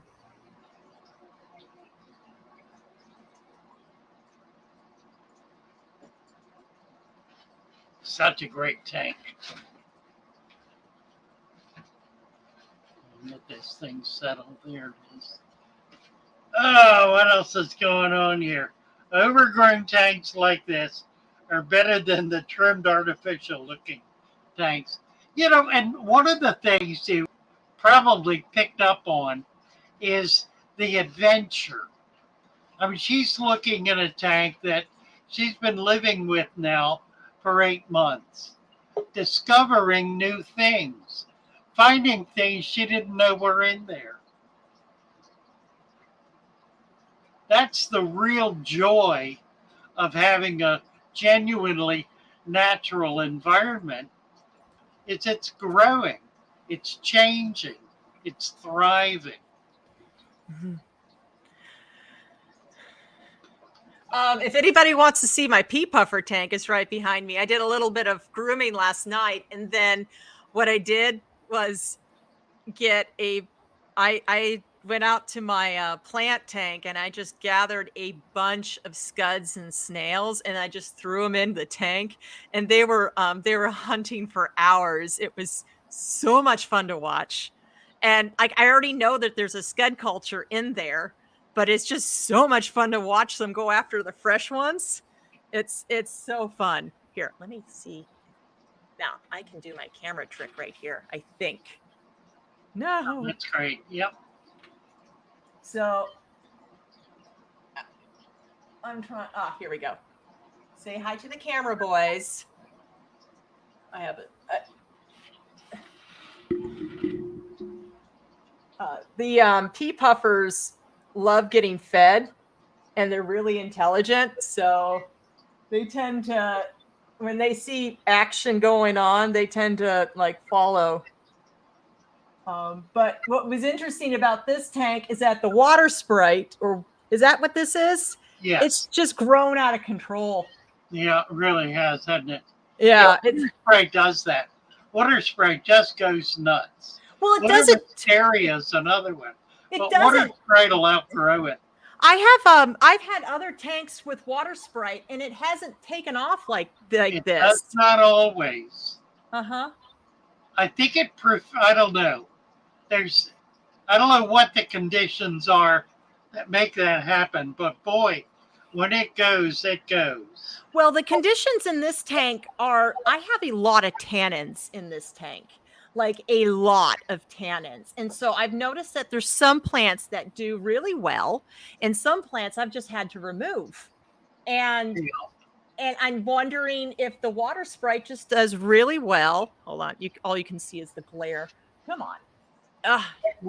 We need to back that up. All right. That needs to be said again. And we need to pay attention to what you just said. In that tank, there are some plants that do very well and other plants that do not. Yeah, I'm really struggling with my here. Let's Java fern, for example, not doing great. Barely can get the Anubias. It's okay. I mean, it's pretty hardy, but what else has melted? The sword's okay. Sagittarius and those, and anything along those, like the corkscrews, not so good. Forget the Luigia. Well, I got a couple in there. Okay, but see what that says is there are some tanks that grow some plants well, but not all plants well. There's a lot of nutrients that go into this tank too. So on top of all of the driftwood, this has been a very difficult tank to balance, even though it's got almost a complete ecosystem. Well, not entirely. It doesn't matter what I do; they're going to eat the darn snails. And then what ends up happening is as a result, there's a lot of decay. Scientists wants to know if the pea puffers attack each other. No, actually, there's 12 of them in there. They don't. Yeah. They chase a little bit, but actually not really. You know, the most aggressive thing in that tank is the mountain minnows, the golden. Right. Yeah, they chase each other. They don't chase the pea puffers. And there's a single flagfish in there, and he's gorgeous, by the way. But yeah, he doesn't mess with the pea puffers either. It's almost like the pea puffers are their own little thing. But the yeah, I noticed that the two of the golden top minnows pick on the third one. So, it's clear that it's Is if I that had the one is right in the middle, in front? that So guy, the no, golden top. he's probably one of the I think he's probably one of the perpetrators. That's Oh one yeah, of the, I have that's a the couple. golden top minnow, though. Yeah, it's a golden top minnow, the longer ones. He's getting big. They're all big. Even the one that gets picked on. They've been growing really well. Well, They are a stunningly beautiful fish. That's the one that gets picked on right there. And I've got and He's not torn up, I'll bet, though, is he? no, he's not. They just, whenever there's food that comes into the tank, they just chase him out of there. So I kind of mix it around. And the golden tops eat snails too, by the way. So They're they're predaceous fish. yeah, they're kind of like they'll eat whatever. I've got some adult. Okay, so I kind of, but not really. So I was using the excess leftover brine. When you hatch the baby brine shrimp, you have this extra leftover solution, right? And I'm sure there's like unhatched stuff or whatever. So I just kind of threw the excess stuff in a clear plastic, those cricket containers you can buy at Petco. I happen to have one. So I threw the excess hatchery stuff in there outside. And it kind of like started growing some weird, gross algae. And now I have adult brine shrimp in there breeding. Oops. So I just take there's not a lot. It's not an excessive amount, but they're really cool looking. Yeah. So I just, take a brine shrimp net, and I usually feed this tank because they're the larger fish are in there. Even the pea puffers, they're, I've got more nano fish in the 75. These these will enjoy the brine shrimp, and they go after them, and they like chasing them. But when I threw the scuds in there yesterday, who went for them was actually the coolie loaches. The coolie loaches could find those things really well. Yep. So I don't know. It's a fun take to watch. I've just let this water spray grow out of control. I was discovering that it was very hard to balance. So what I end up doing was I put some pothos and arrowroot roots on the top of the tank, and that really seemed to help balance the chemistry of this tank. I don't know. I don't know what temperature is in this tank. I haven't checked. There isn't this heater in there. The razor is not. There isn't a heater in this one. So it's room temperature. Yeah, it's about room temperature. Which it's is what? Depends on the time of day. I don't know, between 75 and 72, probably, maybe it is on the outer wall, close to the outer wall. Mid 70s? Yeah, mid 70s. I don't really, I don't really check too much. So, right. Mike, when it comes to buying fish, I usually try to do local, but I've gotten to the point where, at least with these pea puffers, you realize you get to the point, you've reached a level of fish keeping when people start sending you their fish that they don't want. And that's what happened with the pea puffers. So I had 5, I think. Now I have 12. Nice problem to have. I think the more pea puffers you have, the better balanced the tank is. So certainly the better balance the population. Yes. Yeah. And there's my flagfish right there. He chases the golden top minnows. So I've got 2 baby flagfish that have gotten a little bit larger. I'm thinking about throwing them in there, letting them grow out in there, because I do have some hair algae. Like I said, it's not a fully balanced tank, partially because it's an incomplete ecosystem. I've got the scavengers, like the coolie loaches. I've got some algae eaters, like the hillstream loaches. I tried putting some, what do you call it? Yes, these are dwarfs. Yeah. Oh yeah, the reticulated hillstream loaches. I tried putting autosynclus in there. Yes, dwarf. I tried putting some autosynclus in there, and they didn't do so well. I don't think they really liked the conditions of the tank. They tend to like less acidic water. And also I think they do get picked on. I think they got picked on, probably by the flagfish. And so I've just sort of like, well, maybe if I'm going to have an algae eater in there, I might as well put more flagfish in there. Yeah, right. Yeah. Let's see what's going on here in the chat. They've, Not much. are they talking about a beta sorority? Well, they've been talking about, about beta sororities. Mm-hmm.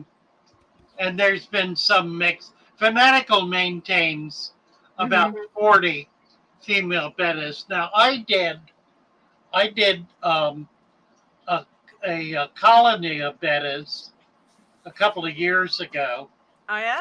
And I had like 3 or 4 males and a half a dozen females, and they held up for about 6 months. But the males gradually got knocked off. They just, they're like chickens. Everybody picks on the weakest one. Yeah, when the weekest one goes, they go for the next one. Yeah, exactly. Yeah. So it didn't hold up. But, it held up long enough for them to spawn a couple of times in community, and that was kind of interesting. The babies did not make it. Can I address the autosynclus for a second? Because it's actually a point of I guess you could say it's a subject that I find really needs to get out there more. The reason why people find autosyncluses to be sensitive is not necessarily because they aren't hardy fish. I do think that they actually are, hardier than most people give them credit for. They are all pretty much almost exclusively collected from the wild. There is very little, there doesn't seem to be a lot of success in raising them in a tank raised. And how they are collected, and they're usually collected in groups, is people go out and they throw poison into the water to paralyze them and collect them. And so they are literally, in order to collect these fish, they literally poison these fish. Thousands or hundreds are killed, but some survive. And then they're starved and shipped. And then they end up in the pet store pretty much right away. So the ones that do make it, I mean, they have lived through absolutely atrocious circumstances in order to make it into the pet store. And it's been very, I actually did a search and I found this one video. I have to find it again, of a girl. She's a teenage girl. She managed to get her autosyncluses to spawn and have babies, but none of the babies survived because she didn't know how to feed them properly. She was trying to give them non-vegetation, and she didn't have leaf litter in there too, by the way. I think that would have made a big difference. But the fact of the matter is that she got to the point where she was able to produce autosynclus babies. And I wish, and that's, I know I'm feeling very passionate about this because we're looking at a whole community of fish. Yes, I know that, us as fish keepers at the marketplace, we do provide jobs for people overseas, but this is a horrendous way of harvesting these fish. And so I hate that. Not Mike, and I'm not saying you're a bad, like, that's a bad statement, because most people don't know, but it's like these fish are, imagine what they went through. These fish are probably one of the best survivors you've ever seen. You just don't know it. Yeah, There. absolutely. End of rant. Yeah, yeah, very good. Well, you know what it demonstrates is the importance of being able to spawn these fish. Yeah. And that has had mystical overtones to it for far too long. Spawning fish is not a scientific endeavor. It is an artistic, an aesthetic, and a natural endeavor. What we are doing with these deep substrate systems and the food web creates the environment that many, many of these fish need in order to be able to spawn and in order for their babies to be able to thrive. What EJ just accomplished with the scarlet baddest is absolute proof of that. She's been able to achieve, by doing essentially nothing, what very, very few people have been able to achieve. And it's happened because she created an environment in which microfauna are thriving. And that has to be available in order for many of these baby fish, which aren't even fully developed into fish, to be able to survive, to have food instantly in front of their nose, and to be able to thrive. These fish are born with no body fat. Once that egg yolk is developed, is absorbed, Consumed. they have no body fat, which means they have to eat every minute. They have to have food in their gut constantly, consistently. If they don't, they die because they have no reserves. So being able to have that food web and have that rich environment of microfauna is absolutely critical. You can't even do it with microworm or vinegar worm. It's not adequate. You've got to have a natural environment where there is so much life that those little critters, those little animals that are absolutely dependent on having food every minute of the day are going to have that food and be able to eat it. And that's exactly what's happened with these baddest. They take 3 days after they hatch to be able to come up off the bottom. That means once they get up off the bottom, if they can't eat in the first 15 minutes, they're dead. It's just like that. They have to have food instantly. And you can't do that not consistently and coherently. It's got to be built into the system that they're born into. Well, I mean, the tank that I set up for the scarlet baddest, that was technically a new tank, kind of. The deep substrate. Sorry, it's my kids' glucose. The deep substrate. Yes, it was there. I seeded it with plants that were from very organic tanks, and and actually it was an established sponge filter too. Come to think of it, so you might as well have called it an established tank. But the reality is it was set up 2 to 3 months before those fish. Well, it was set up a month before they spawned.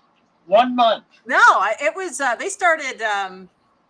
they started going at it like the day after I put them in the tank. So I set up the tank one day, and then the next day I put the adults in, and then the day after that I've got video of them doing the hanky panky, and and then 2 months later, here we go.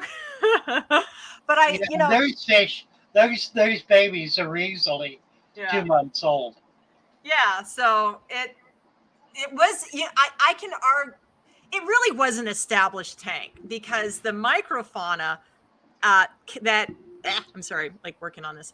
The microfauna in that tank was there. I mean, I seeded it with green water. Actually, I do that sometimes with some of these tanks, even though they don't require green water.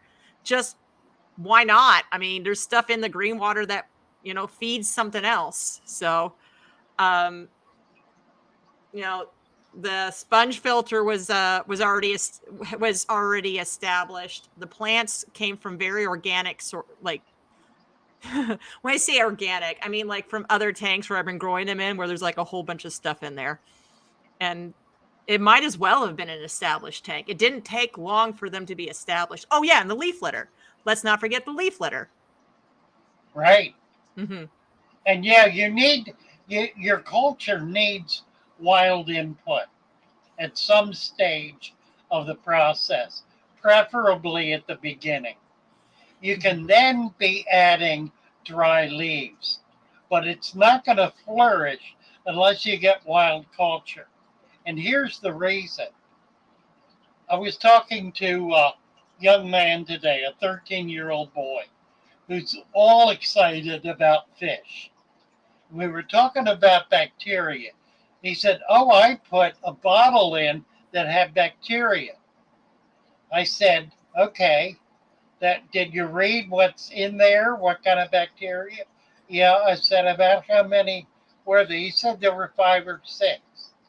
I said, "Right. Well, if you go out and collect a handful of leaves out of a creek or a pond, that will have 1,000 species of bacteria. Not 5 or 6. 1,000.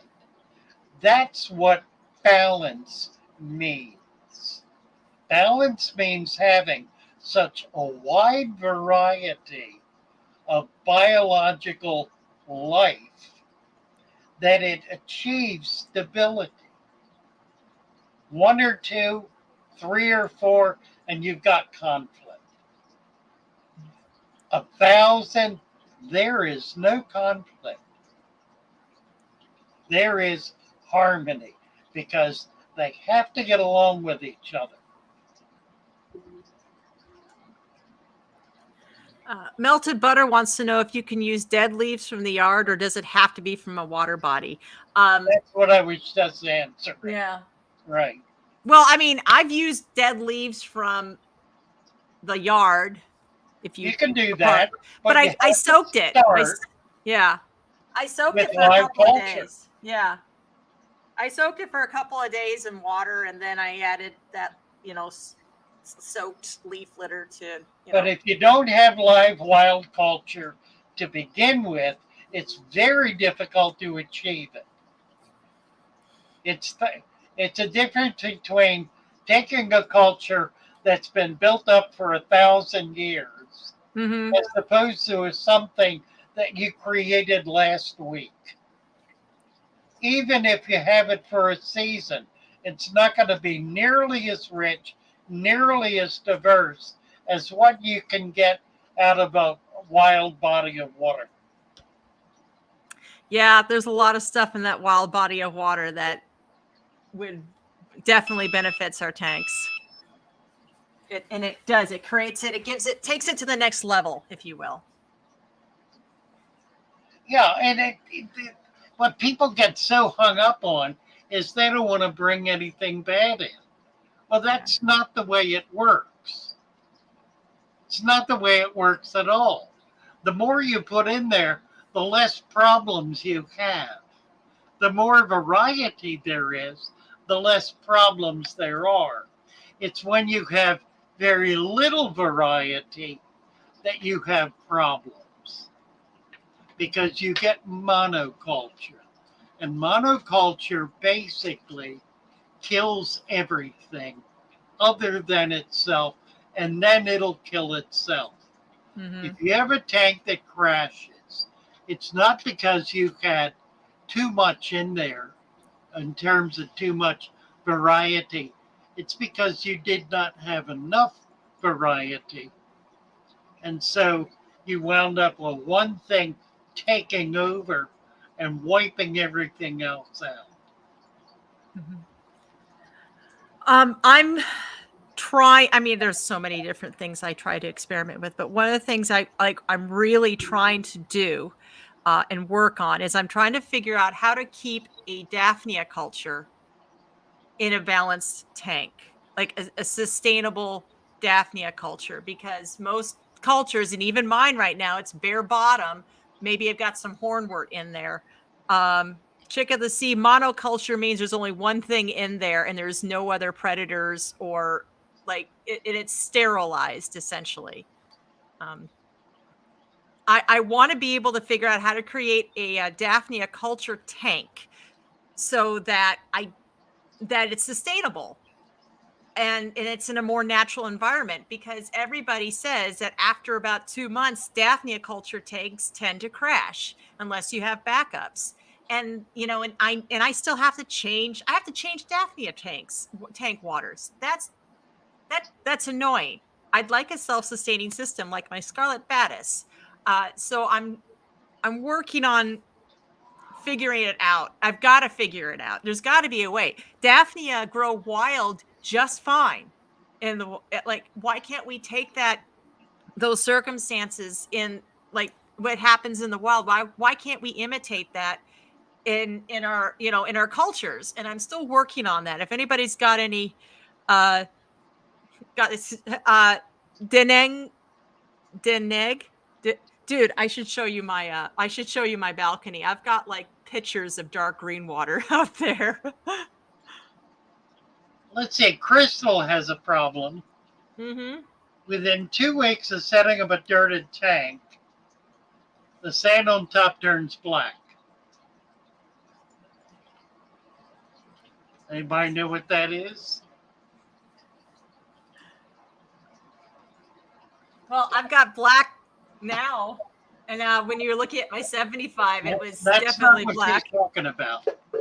That's not what she was talking about? No, she's talking about cyanobacteria. Oh, no, not that.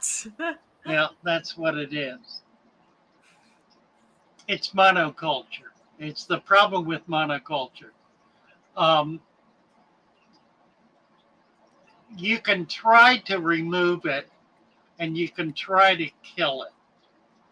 But the only way to really control it is to stop putting food in the tank altogether. No food at all of any kind. And put plants in it.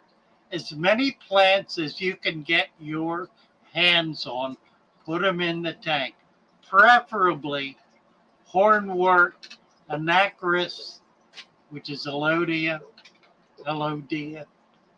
duckweed, any kind of plant that's going to be a fast-growing plant. You've got an abundance of nitrates. That's what causes that growth. In order to control that, you have to do 2 things. You have to have things in there that absorb nitrates, and that means plants. And you have to stop creating so much nitrate, and that means controlling the food that you put in the tank. This is a brand new tank. A brand new tank set up as a deep substrate with plants in it should not be fed at least for the first month. No food of any kind. Now, if you want to put a flake or 2 in there just to soothe your own conscience, that's fine. That's not going to hurt anything. But overfeeding a new tank guarantees that that tank is going to crash and burn because it cannot handle the volume of foulness that you're putting in the tank. Anytime you put a synthetic food, a manufactured food in the tank, you are putting something in there that is rotten. It's rotten and it's foul. It may not look like it and smell like it, but put it in water for an hour and see what it turns into. It will be a rotten, foul mess. Don't feed that kind of garbage, that kind of trash, that kind of violence to your fish. It's not good for them. Yeah, I found that flake food actually fouled my blackworm cultures and my scud cultures. It just, the synthetic food just fouls the tanks that I keep them in. But what never fouls it, and like I said, overabundance of catappa leaves, but the scuds love catappa leaves in balance. So do shrimp and also snails. The what's never Good fouled the job, tank Corey is Miller, by it's the vegetables, the boiled vegetables. They consume it. It never fouls the tank. That's right.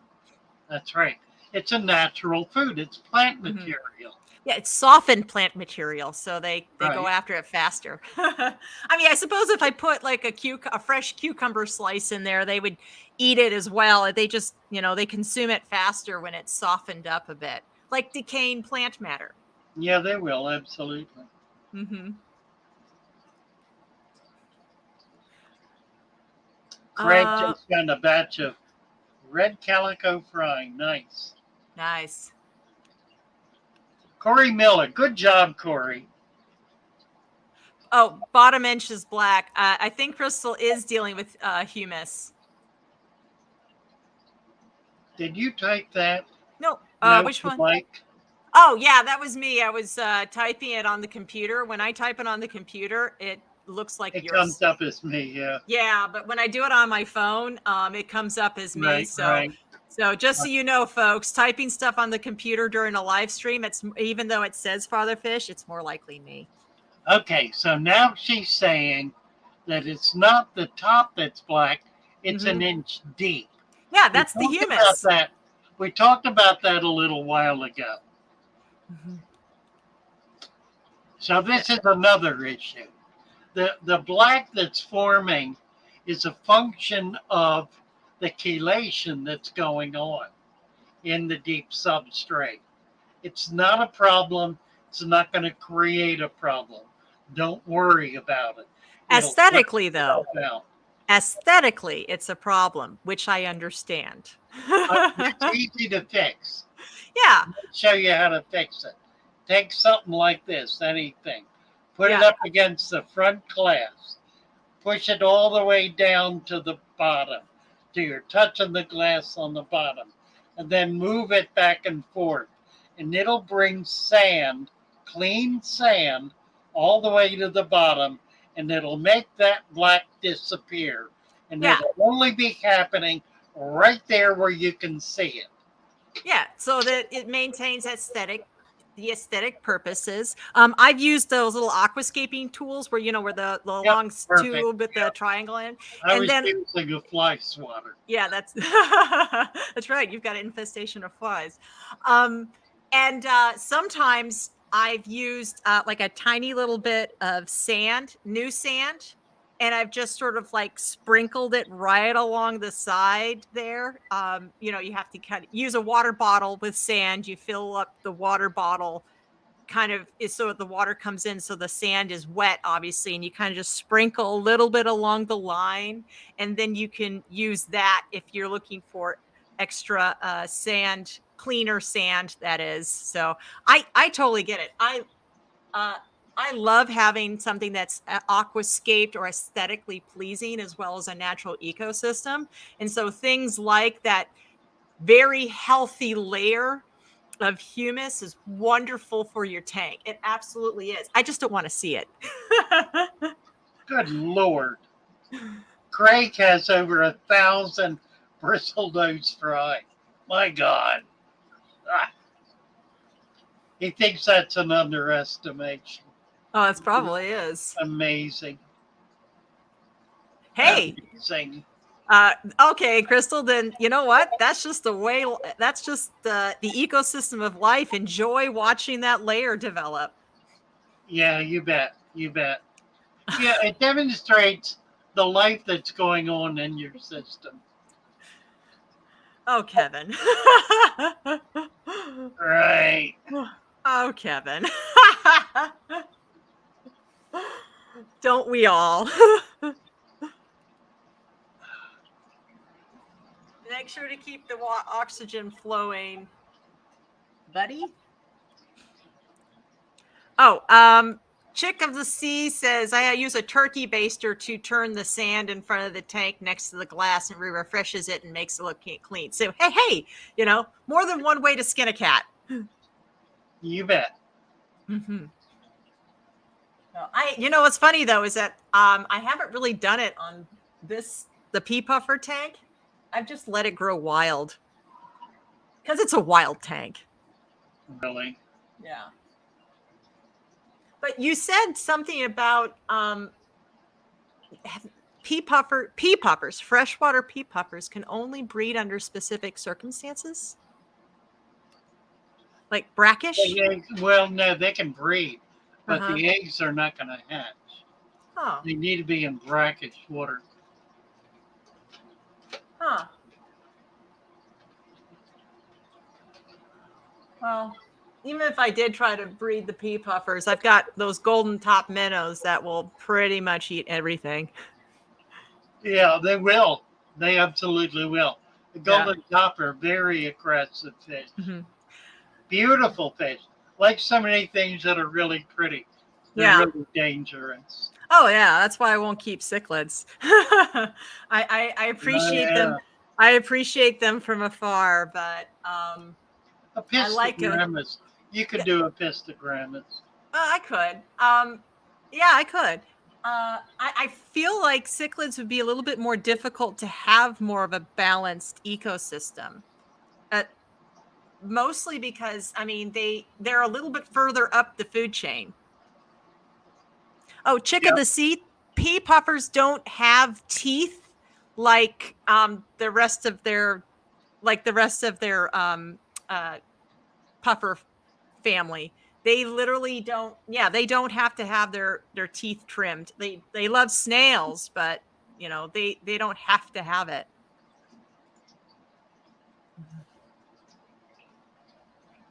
Yeah, they can eat soft food for life. Yeah. But yeah, that's true in Da Nang. Daphne don't like real warm water. No, they don't. Scuds don't like real warm water either. Right. Yeah. Some of my muck buckets in the wintertime produced so many scuds. I had no idea. And then the muck buckets now produce mosquito babies. So, it's the cycle of the seasons. But I do have scuds in one of my tanks outside, but it doesn't get direct sunlight. The color of water in your 75 EJ is perfection. Kevin, you're biased, but thank you. Really? Corey says, my outside garden is chop and drop lasagna style. This is much the same natural building process. Yeah, I agree with that. That's true. Mm-hmm. I agree. So, Mike, I've never changed water in my scud tanks. I've usually only added water. The only time I've changed water is if for some reason it got foul. Like when I originally first started keeping scuds, I was feeding them flake food and it got foul. And so I ended up having to change the water a lot. They like leaf litter, but don't put too much of the catappa leaves in there because that can that can I found foul the water. Use those leaves that your municipality apparently doesn't like. But I mean, they can survive in like almost. I am fully convinced that if we were to have the apocalypse tomorrow, we would have roaches survive, we would have Twinkies survive, and we would have scuds survive. Twinkies. Yeah, Twinkies. And McDonald's burgers. McDonald's fries. Oh, no. Don't say anything about the McDonald's fries, because the fries, once they're fresh, are amazing. But once they get cold, you might as well just throw them out. Throw them away. It's true. Yeah. You reheat them. It doesn't help to reheat them. Yeah. Even reheating them is just it's not worth it. So there are a couple. First of all, I threw a bunch of scuds in this tank last night. It is so much fun to watch them, because what happens is that the scuds, first of all, they don't know where they're at. They're disoriented. So they cling to the plants and to kind of figure out what's going on. And then we've got hunters in this tank, and all they do, it was really fun to watch one of my smaller pea puffers. They would look around, and then he would see one of the scuds clinging, and then he would like kind of go through the vegetation and snap him up. But yeah, scuds are very fast. That's what makes fish love to chase them. All right. They love chasing. Christy's saying you can put the McDonald's fries in an air fryer and it'll bring them back. That's your basic. Yeah, but you're basically refrying them. Everything when you refry is amazing. And so another thing about scuds. Yeah. Spaghetti Nona just came in. Nice to see you. We're at the switching hour. Yeah. Oh, well, let me just say one more thing about scuds. The scuds produce a lot of babies, tiny babies, so they're great for nanofish, and they're really, really dumb. It's awesome.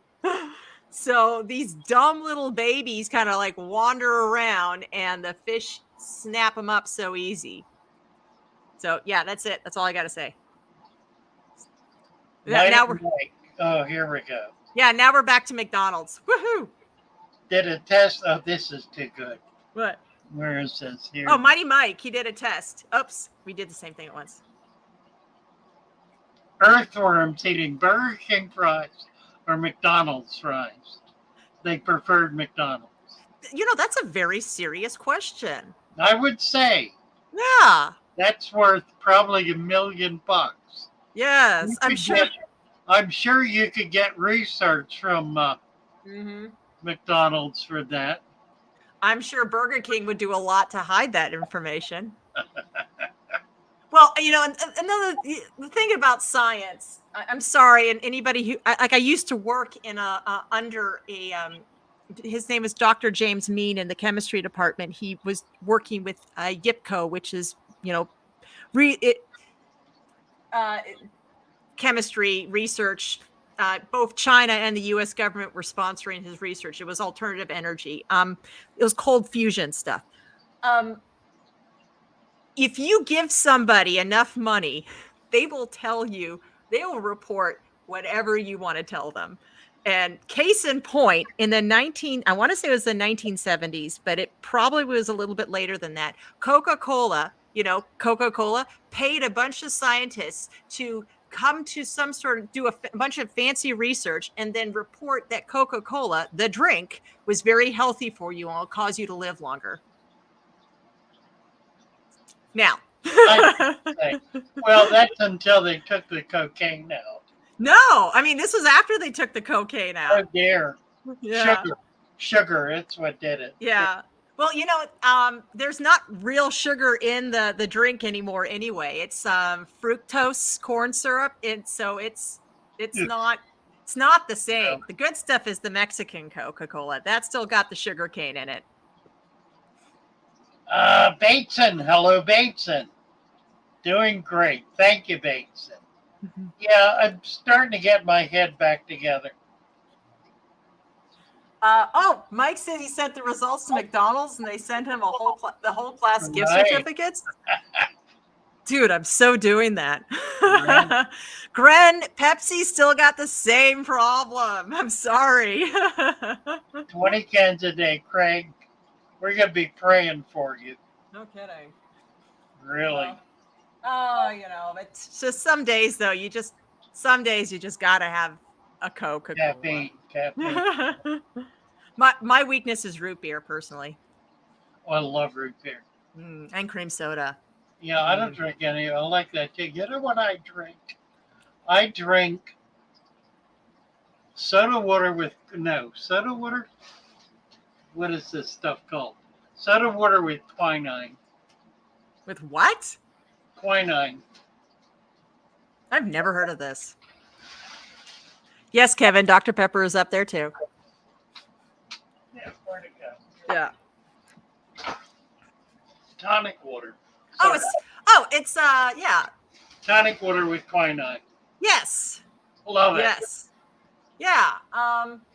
I've got a couple of members in my immediate family that drink those. And so if I want, if I'm feeling like I need some more cultures. No calories. Right? It's soda water. It's your basic tonic soda water. There's no calories. Right. Soda water with quinine. Yeah. Maybe there's a little bit of salt in there, but it's not much. But if I feel like I need some more cultures, I just buy a bunch of those for like 80 cents. And then my family drinks it and I confiscate the bottles. Really? Mm-hmm. Dandelion and burdock. That's a very good question, Mike. We should. I would attempt this, except that I already know the circumstances in which red root floaters thrive. You have to have really strong light, and they love hot water. Like love the hot sun too, and that's how they survive really well. Oh yeah. There's Alex is obsessed with Dr. Pepper. That's right. Yeah. They haven't sponsored him yet, though. I'm still holding out for Home Depot. I think they should sponsor us. That or the dollar store, maybe. I don't know. Maybe, or the Salvation Army, except they're nonprofit. Lowe's. I get all the stuff from Lowe's. Yeah. Lowe's actually partnered. I saw the announcement. This was months ago. Lowe's actually partnered with Petco to apparently they're supposed to open up a miniature Petco inside of Lowe's, because obviously these guys have made the connection, but I have yet to see this happen, and I've been waiting. There's another one. What in the world was it? I was trying to get. I don't remember. I was trying to get Segrist to go in with me to open Father Fish stores in Tractor Supply. Tractor Supply, which is basically a farm store. Yeah. Okay, but it has all of the ingredients that are needed to build a deep substrate system. That includes that sand that you like so much, right? Yeah, that blasting sand? Yep. Yeah. Yeah, check this. Yeah, it's a pilot program. Now, here's the deal. I live like in inner city, so the closest Tractor Supply is Clear Lake, which is, God, it's 45. It could be like an hour and a half outside. That's how far, 2 hours away. The closest Tractor Supply is about 2 hours away from me. Huh. So that's the downside of living in the inner city, besides you don't get Tractor Supply. Yeah, isn't that interesting? Yeah. Nearest one to me, it's about 5 minutes. Yeah. Oh, that's good. Oh, yeah. Canadian Tire. I remember Canadian Tire. When I was a teenager, I tried to get kicked out of Canadian Tire with my friends. Canadians are just so nice, even to a bunch of, rowdy kids who who pick up things like wheels and different things and roll them down the aisles. I still couldn't get kicked out. A lot of fish stores. Cow in the water UK. things. Yep. Yeah. Absolutely. Perfect. Cow water things. Right. I like the sound of that. Cow water things. Yeah. Excellent. Yeah. Garden centers. Yeah, absolutely. Mm-hmm. Fish stores and garden centers in the UK. I don't think they're. Yeah. Yeah, you can't find it here in the US. No, there was one that was local in Houston, like in Pasadena, that they're trying to like, and I even took a class there. They tried to they're all about aquascaping and building outdoor ponds. And so they have those outdoor pond supplies, and they were hoping to get aquatic plants in and maybe some fish more on the koi side. But that's not a chain store. I go to garden centers here in Houston and I can't find anything that I can use for aquatics. Yeah, it's true. What's interesting to me is how many garden stores do not have basic supplements, garden supplements. No, they don't. They won't have worm casings. They won't have bone meal. They won't have blood meal. They won't have bat dung. But they do have $300 pots. Yeah, right. They do. Yeah, they do. And that's big shops. Places that you would think would carry everything. It's weird. Yeah. It's just different. They have fertilizers. They'll have a whole entire row of fertilizers. And then if you go to the supplement aisle, there'll be half a dozen items, tops. I should do that. I should do reviews on Home Depot items that I use for aquariums. Maybe it will it'll encourage them to look at that industry more. That's a good idea. Yeah. So I'm pretty sure PetSmart and Petco wouldn't be pleased, but Epsom salts is hard to come by. Really? I can't even imagine. That's everywhere. Drugstore. Go to a drugstore. Yeah. Walmart has it. Grocery stores. Grocery stores, right? Yeah. Yeah. Don't try to find it in a pet shop or even a garden shop. Yeah, you won't find that. You find it in a food store or a department store. Pharmacy. Like a Walmart. It should be like pharmacy. Yeah. A pharmacy, yeah, absolutely. Yeah. Home Depot has an affiliate program on their website. I am so looking into this. So I recently got a new job that's very, very flexible. I didn't really want to. I had to.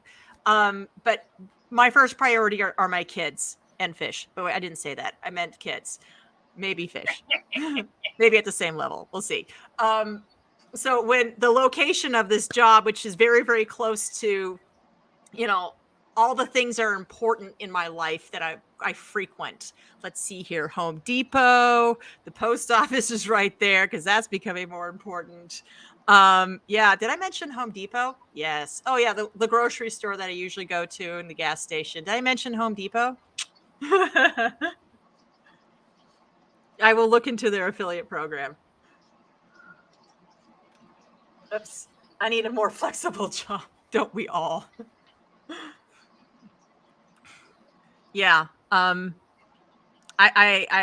definitely lucked out on that. I literally walked into the interview for this job and I said, hey, I'm a mom.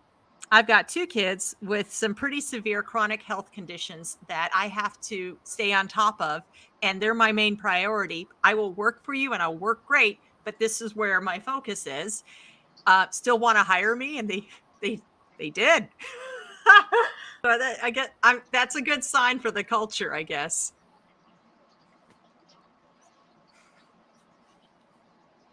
But nicer tub. Walgreens or CVS, yes, should have it. Although I don't know where I got dragged. Oh, I almost dragged a bathtub home last fall from a home being renoed. Oh, yeah. But now you get to the point where you have like these this lawn art that the neighbors start resenting you. Yeah, right. And that means you just have to go somewhere where there isn't an HOA, or don't sign up for the HOA. Then they can't hold you to it. You know what's interesting? I'm living in a community that, near as I can tell, the entire city of Salisbury has no code. Oh, People have chickens everywhere, park their trucks and run their businesses out of their homes everywhere. It's just remarkable. There are piles. I was down the street. There's a guy who does gutters. He's got 10 trucks parked in his yard and a pile of gutters 20 feet tall. Trash gutters. It's amazing. But chickens, goats, I haven't seen any cows or horses yet. But there ought to be some pigs. yeah, they ought to be. There may be Geese. somewhere. They're mean. Really? Oh, poor Spaghetti Nana. The Walgreens and CVS are 70 plus miles away. Where the heck? Yeah, where do you live, Spaghetti Nana? Wait. There's got to be somewhere that's a pharmacy, right? I mean, where do you get your drugs? Yeah. I mean, come on. The pharmaceutical companies have got to have their locations. You know they've got to. Where does she live? Where do you live? Alec the Nice is here. Hey, Alex. Alec the Nice. Nice to see you, Alec. Nice to be in a freer city. Are you saying that you live in a freer city, or you wish you lived in a freer city? Talking about my comment. Nowhere, Iowa. Yeah, but I mean, Iowa. Oh. No offense to folks who work in, I mean, the pharmaceutical companies are like, it is in their, trust me, I have a daughter with type 1 diabetes. It is in their best interest to make sure there is a location available to everywhere. Oh, okay. You get the RX at the grocery store. Is there like, well, the grocery store certainly should carry up some salts. But they should, because there should be like a section in the grocery store that carries things like Band-Aids. It's usually in the same section as the laxatives. Go figure. Those kind of things. Yeah, it's a foot bath. Yeah, foot bath. So I don't know. It sounds. I mean, the struggle is real. Maybe. God knows. Yeah. It's Iowa. Nowhere, Iowa. I don't think I've ever been through Iowa or into Iowa. I've been in most every state, east and west of the Mississippi, as far west as Las Vegas. Mm-hmm. It's as far west as I've ever been. But I've been in pretty much every state, but not Iowa, I don't think. I have no impressions of Iowa. Maybe that's the problem. Scented. Maybe there's nothing there. What do you think about the scented Epsom salt, Fatherfish? Damn. I don't know if I'd touch that one. Don't know what the scent is. What would it be? Lemon balm? What would it be? Usually they're made from nitrites. Well, that can't hurt anything. Well, not much. Synthetic. Interesting. How would you release the scent? If it's scented, it's aromatic, right? Yes. Okay. If it's aromatic, it's going to precipitate. It's going to gas off. You think? I'd have to look into it. I'd have to Put it in water, soak it in water, and see if it gases off. Lavender. Well, it's not real lavender though. Like That's the scent. It's not, unfortunately, it's not real lavender. It's a synthetic, it's a synthetic It ain't, material. it ain't going to hurt a damn thing. Go ahead and use it. Test it. It'll Test be it first. Okay. I mean, you've been right. You've been right before. I'm just, yeah, I mean, you've been right before.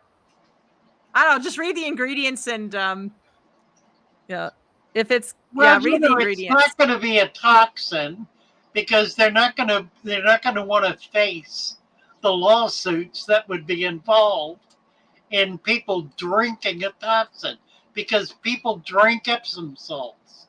They do, but that's why they have warning labels so that they're not legally liable. Doesn't matter what the warning level is. If they are putting a toxin in it, Mm-hmm. and it's an item that typically is ingested, their ass is grass. That's true. Yeah. There's a problem with essential oils and fish. I have heard that. Well, the only problem is that the oils come to the surface. Mm-hmm. And that is a problem. I mean, I'll grant you, you don't want oil in your tank. Yeah. But you can also remove, if you have duckweed up there, that duckweed is going to absorb it and make it possible to pull it out. The duckweed would absorb the oils? Sure. Yeah, it'll coat the duckweed. I don't know if it absorbs it, but it'll coat it. Oh, well, I mean, if it coats the duckweed, then you just take the duckweed out, I suppose. Yeah, exactly. Yeah. Yeah, look, they have a label specifically saying not to drink the Epsom salts. Yeah, I told you, man. Warning labels are not. So what? Yeah. Yeah, it means they're not liable because they warned us. Put it right and say magnesium sulfate. Use that. That's good stuff. Oh yeah. That's all it is anyway. That's what Epsom salt is, magnesium sulfate. Just get magnesium sulfate. There you go. Problem solved. Use it. Actually, I think they got a larger problem, and that is that, she lives in the middle of Iowa. Really? Really? She must love it there. Light warning only, Corey said. Yeah, light warning only. Okay. All right, we're at 9:30. Is Lucas coming on? Oh, he probably is. And he's fun. Good guy. We've been here long enough. Mm-hmm. Yeah, I don't see him.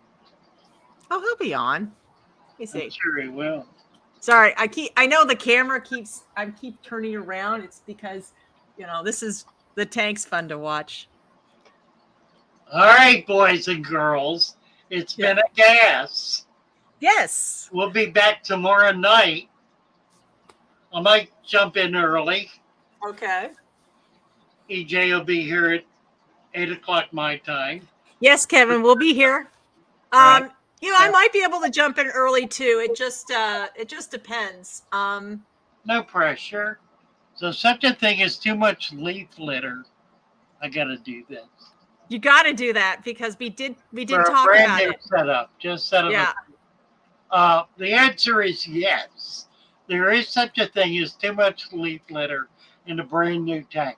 You do not want to put 6 inches of leaf litter in a brand new tank. Go for 1 inch.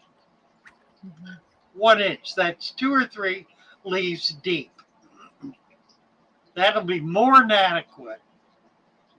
And then just let it percolate. It'll take a month or so for it to work its way down. Then you can add some more. But don't put catappa leaves 1 inch. Trust me on that one. Look for the hard leaves. Yeah, deciduous tree. Deciduous leaves. But you want to get this from an outdoor body of wild water. That's what you want to start with, because that brings all the life in that the system needs in order to be able to thrive. So find a source for wild nature and put it in your tank. Love you all. See you tomorrow night. Bye for now.